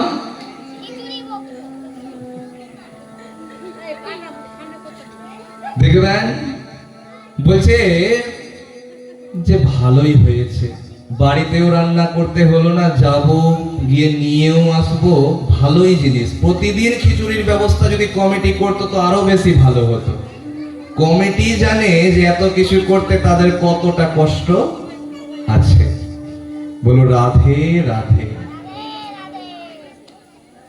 আপনারা যারা যারা প্রথম দিন এসেছেন, আপনাদের মধ্যে কিন্তু কেউ খিচুড়ি ভক্ত নাই। কারণ দেখবেন 7 দিন ভাগবত কথার প্রথম দিন সংখ্যা কিন্তু খুব কম হয় সব জায়গাতে, এইখানে বলে নয়। যে গতকাল যে 2 দিনের পাঠ করলাম, প্রথম দিন গেছি, দেখছি তখন প্যান্ডেল ঢুকছে, আমি চিন্তা করছি, আমাদের দাদারা চিন্তা করছে আজকে হবে কি হবে না পাঠ। সবাই মেলাতে গিয়ে কেউ এগরোল খাচ্ছে, কেউ পাঁপড় খাচ্ছে। তো তারপরে পাঠ শুরু হলো, আস্তে আস্তে আস্তে আস্তে ভিড় হলো। আর দ্বিতীয় দিন মানুষকে বসতে দেওয়ার মতন জায়গা পাওয়া যাচ্ছে না। অবশ্য সেই দিন খিচুড়ি, অর্থাৎ কালকে খিচুড়ি হয়নি। তো কি হয়েছে খুব মন দিয়ে শুনবেন, ভাগবত কথা প্রতিদিন শ্রবণ করতে আসতে হবে। আজকে যে কথা আপনারা শ্রবণ করছেন, কালকে কিন্তু এই কথা আবার শ্রবণ করবেন না, কালকে অন্য কথা শ্রবণ করবেন। আর যখন আপনাদেরকে বলা হবে যে ওই বৃত্তান্ত তো আপনারা শ্রবণ করেছেন, যারা শ্রবণ করেনি তারা এরকম করে মাথা নাড়াবে, শ্রবণ করেছি। তো বিষয় হচ্ছে যে অবশ্যই প্রতিদিন ভাগবত কথা শ্রবণ করতে আসবেন। তো সেই ধুনধুলি দেবী সেই ফলটা খেলেন না, তার বান্ধবী সেখান থেকে চলে গেল। কিছুক্ষণ পরে তার বোন এসেছে, বোন এসে বলছে, দিদি তোকে খুব চিন্তিত মনে হচ্ছে রে। বলছে, দেখ না, আমাকে একটা ফল দিয়েছে আর বলেছে এই ফল খেতে গেলে পুত্র সন্তান হবে। যেসব মায়েরা ওদিকে দাঁড়িয়ে আছেন, আপনাদেরকে অনুরোধ করব, আপনারা এসে বসুন। আমাদের কথা আর বেশিক্ষণ হবে না, এসে বসুন, আপনারা তারপরে আবার যাবেন। খুব মন দিয়ে শ্রবণ করুন যে সেই ধুন্ধুলি দেবী বোন বলছেন, যদি পাগল হয়েছিস, এই ফল খেতে গেলে তোর পুত্র সন্তান হবে না। আমার অনেকগুলো সন্তান আছে, আর একটা সন্তান কিছুদিন পরে জন্মগ্রহণ করবে। তুই কিছু ধন দৌলত টাকা পয়সা দিবি, আমি আমার সন্তানকে তোকে দিয়ে দিব। সবই না হয় বুঝলাম, তুই তোর সন্তান আমাকে দিবি, কিন্তু এই ফলটার আমি করব কি? এক কাজ কর, তোর বাড়িতে তো গরু আছে, তারও কোনো বাছুর টাছুর হয় না, ওই ফলটাকে ওই গরুকে খাইয়ে দে, গৌ মাতাকে খাইয়ে দে। বোনের কথা শুনে ওই ফলটাকে কি করলেন জানেন? ওই গরুটাকে খাইয়ে দিলেন। কিছুদিন পর রাত্রেবেলা সবাই যখন ঘুমিয়ে আছে, তখন তার বোন এসে নিজের পুত্র সন্তানকে তার পাশে রেখে দিয়ে গেলেন এবং বললেন, এই সন্তানকে আমি সকালবেলা এসে লালন পালন করব, তুই গ্রামে রটিয়ে দিস যে আমার সন্তান 6 মাসে নষ্ট হয়ে গেছে। ঠিক আছে। ঘুম থেকে উঠে সবাইকে ডাকছে, দেখো দেখো আমার পুত্র সন্তান হয়েছে। আত্মদেব তো জানেন যে ঋষি আশীর্বাদ দিয়েছে আমার পুত্র সন্তান হবেই, সেই জন্য সাধু গুরু বৈষ্ণব সবাইকে ভোজন করালেন, দক্ষিণা দিলেন। ঠিক 3 মাস পর সেই গরুর গর্ভ থেকেও একটা কিন্তু পুত্র সন্তান জন্ম নিল, যার নাম হলো গোকর্ণ। গোকর্ণ কেন? ওই সন্তানটার কান ছিল গরুর কানের মতন। বলিয়ে গোকর্ণ মহারাজ কি। তখন ধুন্ধুলি দেবী বলছেন, আমি আমার সন্তানের নাম নিজের নাম অনুসারে রাখবো। নাম রাখলেন ধুন্ধুকারী।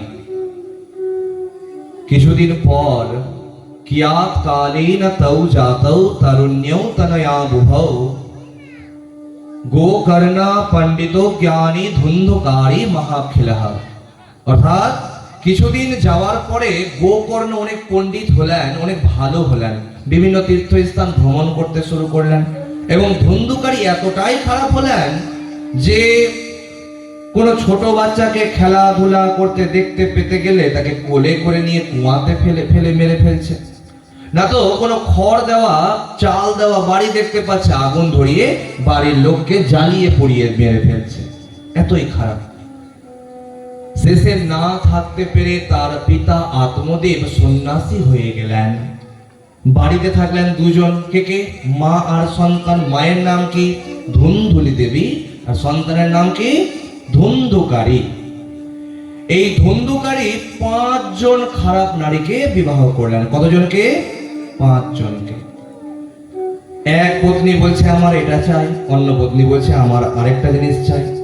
এবার এদের মধ্যে বিরোধ লাগতে থাকে।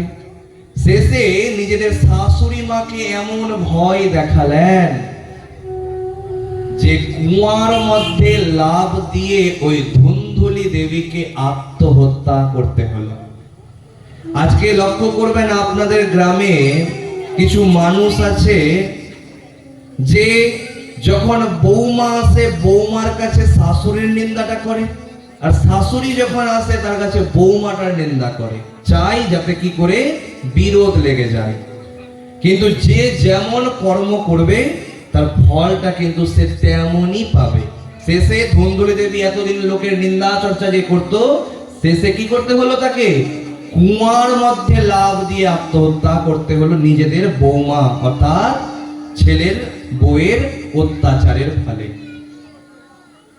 তখন শেষে ধুন্ধুকারী ডাকাতি করতে বের হলেন এবং ডাকাতি করে অনেক সোনা দানা মণি মাণিক্য নিয়ে এলেন। রাত্রের খাবার খেয়েছেন, যখন ঘুমিয়েছেন তখন 5টি পত্নীর মধ্যে 2টি পত্নী 2টা হাত ধরেছেন। দুটি পত্নী দুটা পা ধরেছেন, আর একটা পত্নী গলার মধ্যে দড়ি দিয়ে গলার মধ্যে ফাঁস দিয়ে টানছেন মেরে ফেলবে বলে। কেন? যতগুলো ধন সম্পত্তি নিয়ে এসেছে সব কিছু আমরা 5 জন মিলে ভাগাভাগি করে আর পালিয়ে যাব, এই জন্য। দেখবেন এখনকার দিনে অনেক মেয়েরা, অনেক মায়েরা চাকরিওয়ালা দেখে কিন্তু স্বামীর সাথে বিবাহ করে, আর কিছুদিন যাওয়ার পরে যখন ঠিক পটে না, তখন কিন্তু অনেক পরিমাণে কিন্তু টাকা কিন্তু নিয়ে নেয় তাদের কাছ থেকে, জীবনটা বরবাদ করে দিয়ে দেয় একদম। তো কি হয় যে সেই পত্নী রাখি করলেন, তাদের ধন সম্পত্তি নিয়ে পালিয়ে গেলেন। আর এদিকে সেই ধুন্ধুকারীর যে শরীর, সেটাকে গর্তের মধ্যে ফেলে দিয়ে মাটি চাপা দিয়ে দিলেন। এদিকে ধুন্ধুকারী প্রেত জনি প্রাপ্ত হলো। গোকর্ণ গয়াধামে তার নামে শ্রাদ্ধ করালেন। কোথায় গিয়ে করালেন? দেখবেন অপমৃত্যু মরতে গেলে কিন্তু আমরা কোথায় যাই? গয়া যাই। কেউ ফাঁসি ঝুলে মারা গেছে, কেউ বিষ খেয়ে মারা গেছে, সাথে সাথে কোথায় যাই? গয়াধাম। এই গয়াধামে যাই শ্রাদ্ধ করতে বা বাড়িতে শ্রাদ্ধ করি, দুটা জিনিস কিন্তু পুরোহিত মশাই জানতে চাই।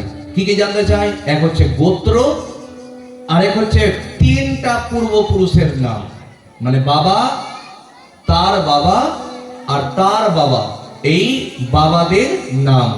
আপনারা শ্রাদ্ধ দেখেছেন না, সামনে থেকে পিন ঢাকেন না আপনারা? দেখবেন একসাথে মিলন করানো হয়। কার সাথে কার মিলন হয়? পূর্বপুরুষদের সাথে যে মারা গেছে তার। তো এবার সেই ধুন্ধুকারীর যে পিতা, সে তো আত্মদেব ছিল না, কারণ ধুন্ধুলি দেবীর বোনের সন্তান ছিল ধুন্ধুকারী। হাই আনা, বুঝতে পারছেন তো সবাই? ধুন্ধুকারী কি ধুন্ধুলি দেবীর সন্তান ছিল না, ওর বোনের সন্তান ছিল। তোর পূর্বপুরুষ তো আলাদা হবে, ঠিক না? তো এবার গয়াধামে গিয়ে গোকর্ণ শ্রাদ্ধ করিয়েছে আত্মদেবের নাম ধরে, তার শ্রাদ্ধ কিন্তু হয়নি। একদিন এই গোকর্ণ বাড়িতে এসে ঘুমিয়েছেন, আর অমন সময় ধুন্ধুকারীর আত্মা বিভিন্ন রূপ ধারণ করে তাকে ভয় দেখাচ্ছেন। মনে মনে চিন্তা করছেন, আমি তো শ্রাদ্ধ করে আসলাম, সে আবার গয়াধাম থেকে। এ কে? জিজ্ঞাসা করলেন, তুমি কে? আমি ধুন্ধুকারীর আত্মা। তখন বুঝতে পারলেন যে কি আমার ভুল হয়েছে। সূর্যদেবের কাছ থেকে শ্রবণ করলেন যে 7 দিন ধরে যদি ভাগবত কথা ধুন্ধুকারীর আত্মাকে শ্রবণ করানো যায়, তবে কিন্তু ধুন্ধুকারীর উদ্ধার হয়ে যাবে। গঙ্গা নদী তীরে 7 দিন ভাগবত পাঠের সুন্দর আয়োজন করা হলো। অনেক ভক্তদের আমন্ত্রণ করা হলো, যেমন করে আপনারাও টোটো বা অন্যান্য জিনিসে গিয়ে গিয়ে সব জায়গাতে কিন্তু কি করেছেন? বলেছেন। আপনাদের যে এই চাঁদপুর গ্রামে ভাগবত কথা হচ্ছে, বলুন তো আশেপাশের গ্রামের মানুষ জানে কি জানে না? সবাই জানে। হাই আনা, জানে তো? তো সেই রকম সবাইকে আমন্ত্রণ করলেন যে আমার ভাগবত কথা যাতে শুনতে সবাই আসে। সাথে সাথে সেই গোকর্ণর পাঠ শ্রবণ করার জন্য ধুন্ধুকারীর আত্মাও এসে উপস্থিত হলেন। নদীর ধারে দেখবেন বায়ুর কিন্তু অনেক প্রবাহ থাকে। দেখবেন প্রদীপ যখন জ্বালাতে যাবেন, প্রদীপ জ্বলে না, কেন? এতটাই বাতাস থাকে। তো সেই বাতাসের মধ্যে, সেই বায়ুর মধ্যে ধুন্ধুকারীর আত্মা বসে শ্রবণ করতে পারছেন না। পাশে একটা বাঁশ পোতা ছিল। কি ছিল? বাঁশ পোতা। আর সেই বাঁশের মধ্যে 7টা পোর ছিল। পোর মানে হচ্ছে মাঝখানে দেখবেন গাঁট গুলো থাকে না বাঁশের মধ্যে, সেটা 7টা ছিল। বাঁশের একটা ফুটো দিয়ে ধুন্ধুকারীর আত্মা প্রবেশ করলো বাঁশের মধ্যে। একদিন পাঠ হতে শুরু হলো, একদিন হচ্ছে। এক একটা পোর গুলো ধরে নেন, এই যে মাঝখানে এইগুলো হচ্ছে পোর, বাঁশের মধ্যে থাকে না, মাঝখানে এগুলো।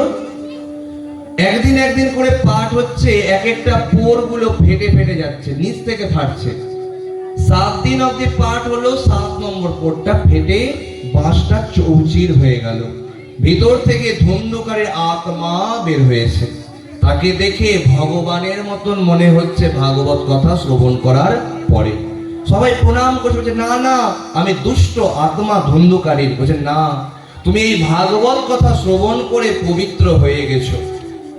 তাকে বৈকুণ্ঠ ধাম নিয়ে যাওয়ার জন্য একটাই মাত্র পুষ্পক রথ এলো, আর সামনে যে এত এত ভক্তরা ছিল তাদের কারো জন্য পুষ্পক রথ এলো না।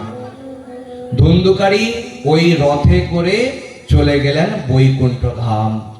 কিন্তু মনে মনে চিন্তা হলো গোকর্ণের, যে আমার সামনে এত এত যে ভক্ত আছে তাদের জন্য কেন বৈকুণ্ঠ ধাম থেকে রথ এলো না। তিনি নারায়ণ ভগবানের কাছ থেকে জানতে পারলেন যে যারা তোমার সামনে বসে শ্রবণ করছিল কেউ মন দিয়ে পাঠ শুনেনি। দেখুন, আমি আপনাদেরকে পাঠ শ্রবণ করাতে এসেছি, বলুন তো এখানে যতজন আছেন সবাই কি মন দিয়ে শুনছে? কোনোদিনই শুনতে পারবে না। এখানে 3 জন কিন্তু অবশ্যই থাকবে। প্রথম যে বললাম, 1 নম্বর কি সারদা। সময় পেতে গেলেই গল্প কিন্তু শুরু। এই দুপুরে কি রান্না করেছিলিস রে? এই যে শুরু হলো, চললো। জানিস আজকে লবণ দিতেই ভুলে গেছি তরকারিতে। এই যে গল্পগুলো, এই গল্পগুলো কোথায় এসে করছে? ভাগবত কথার আসরের মধ্যে। তো তার মাথাতে কি এই কথাগুলো যেগুলো বলছি সেগুলো ঢুকবে? ঢুকবে না। দ্বিতীয় হচ্ছে শ্রোতা। শ্রবণ করতে করতে যারা ঘুমিয়ে যায়, দেখবেন অনেকে কিন্তু ঘুমিয়ে গেছে। আর 3 নম্বর কি প্রকৃত শ্রোতা। ওই প্রকৃত শ্রোতা রূপে শ্রবণ কে করেছিল? শুধুমাত্র শ্রবণ করেছিল ওই কে? ধুন্ধুকারী। সেই জন্য সেই ধুন্ধুকারী একমাত্র বৈকুণ্ঠ ধাম গেল, আর সামনে যারা যারা ছিল তারা কেউ কিন্তু বৈকুণ্ঠ ধাম গেলেন না। তখন ভগবানের কাছে জানতে পারলেন যে যদি তাদেরকে মন দিয়ে শ্রবণ করানো হয় এবং পাঠের আগেই বলে দেওয়া হয় যে তোমরা খুব মন দিয়ে শ্রবণ করো, তারা হয়তো মন দিয়ে শ্রবণ করবে। দেখবেন আমি আপনাদেরকে বলেছি যে অন্যদিন প্রশ্ন করব, অনেকে কিন্তু একদম মন দিয়ে শুনছে, যে কালকে যেটা যেটা প্রশ্ন করবে একদম উত্তরটা বলা মাত্র ফটাস করে বলবো। হাইয়া না, রাধে রাধে। তো সেই ধুন্ধুকারী তো চলে গেল বৈকুণ্ঠ ধাম, আর সামনে ভক্তদের জন্য শ্রাবণ মাসে আবার ভাগবত কথার 7 দিনের আয়োজন করা হলো। 7 দিন পাঠ শ্রবণ করে প্রত্যেকে বৈকুণ্ঠ ধাম গমন করলেন। সেই জন্য আমাদের মাহাত্ম্য কথা প্রথমেই বলা হয় 7 দিনের পাঠে। কেন? যে আমরা যাতে মন দিয়ে এই কথা, প্রতিদিনের কথা শ্রবণ করতে পারি। प्रेम से बोलिए भक्त वत्सल भगवान की जय। प्रेम से बोलिए बांके बिहारी लाल की जय। प्रेम से बोलिए राधे राधे। আপনারা প্রত্যেকে একটু দাঁড়িয়ে যাবেন।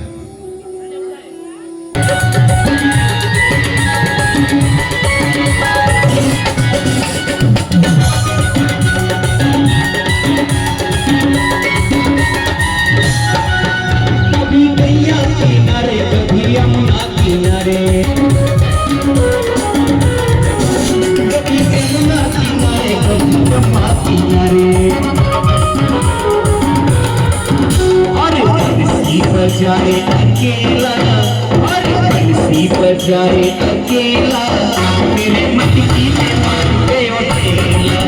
और बंसी बजाए अकेला, मेरे मटकी में मार गयो ढेला। मेरे मटकी में मार गयो ढेला, मेरे मटकी में मार गयो ढेला। मेरा नाम करा अलबेला, बोलिए श्याम सुंदर की। शाम करा लीला, मेरे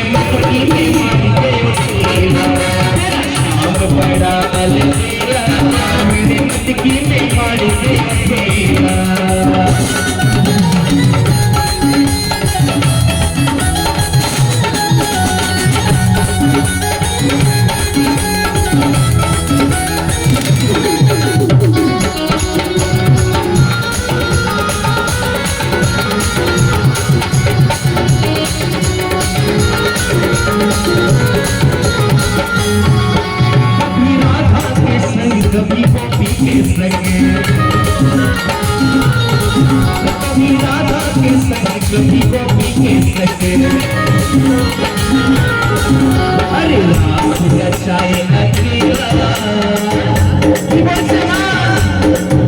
अरे रास रचाए अकेला मेरे मटकी में मार गयो तेरा बड़ा अलबेला मेरे मटकी में मार गयो तेरा वो मेरे मटकी में मार गयो तेरा मेरे मटकी में मार गयो तेरा बड़ा अलबेला मेरे मटकी में मार गयो तेरा बड़ा अलबेला मेरे मटकी में मार गयो तेरा बोलिए श्याम सुंदरी की जय जय श्री राम बोलिए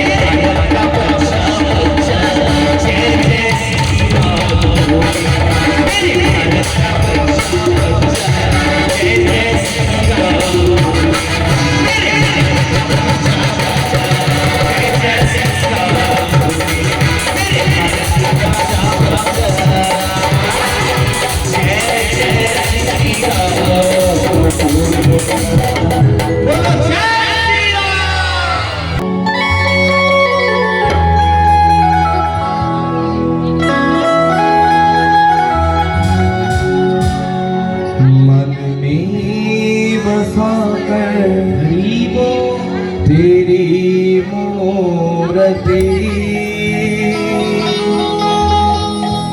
उतारो मगिर भर तेरी आरती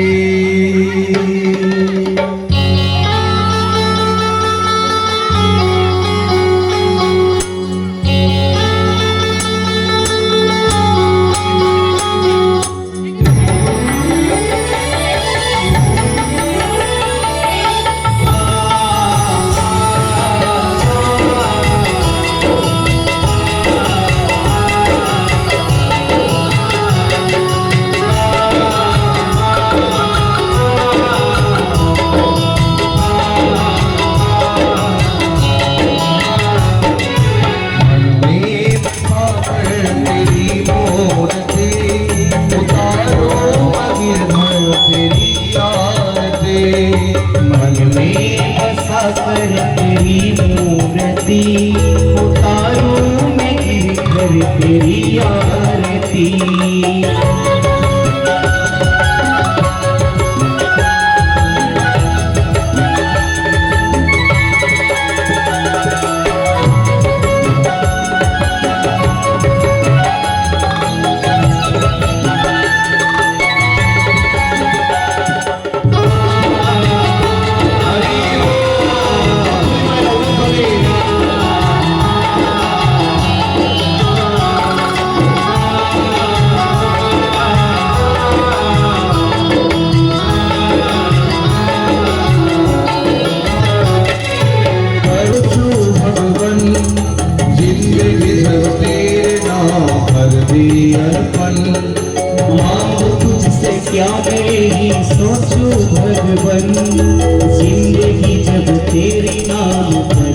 अर्पण सब कुछ तेरा कुछ नहीं मेरा सब कुछ तेरा कुछ नहीं मेरा चिंता है तुझको प्रभु संसार की मन में बसा कर तेरी मूर्ति उतारूं मैं गिर कर तेरी आरती बोलिए भागवत महापुराण की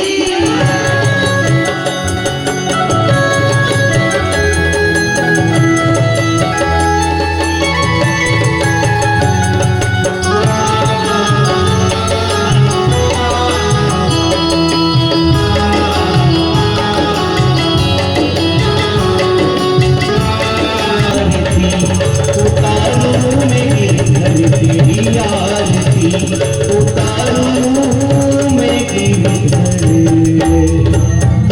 तेरी आरती प्रेम से बोलिए भक्तवत्सल भगवान की प्रेम से बोलिए राधे राधे।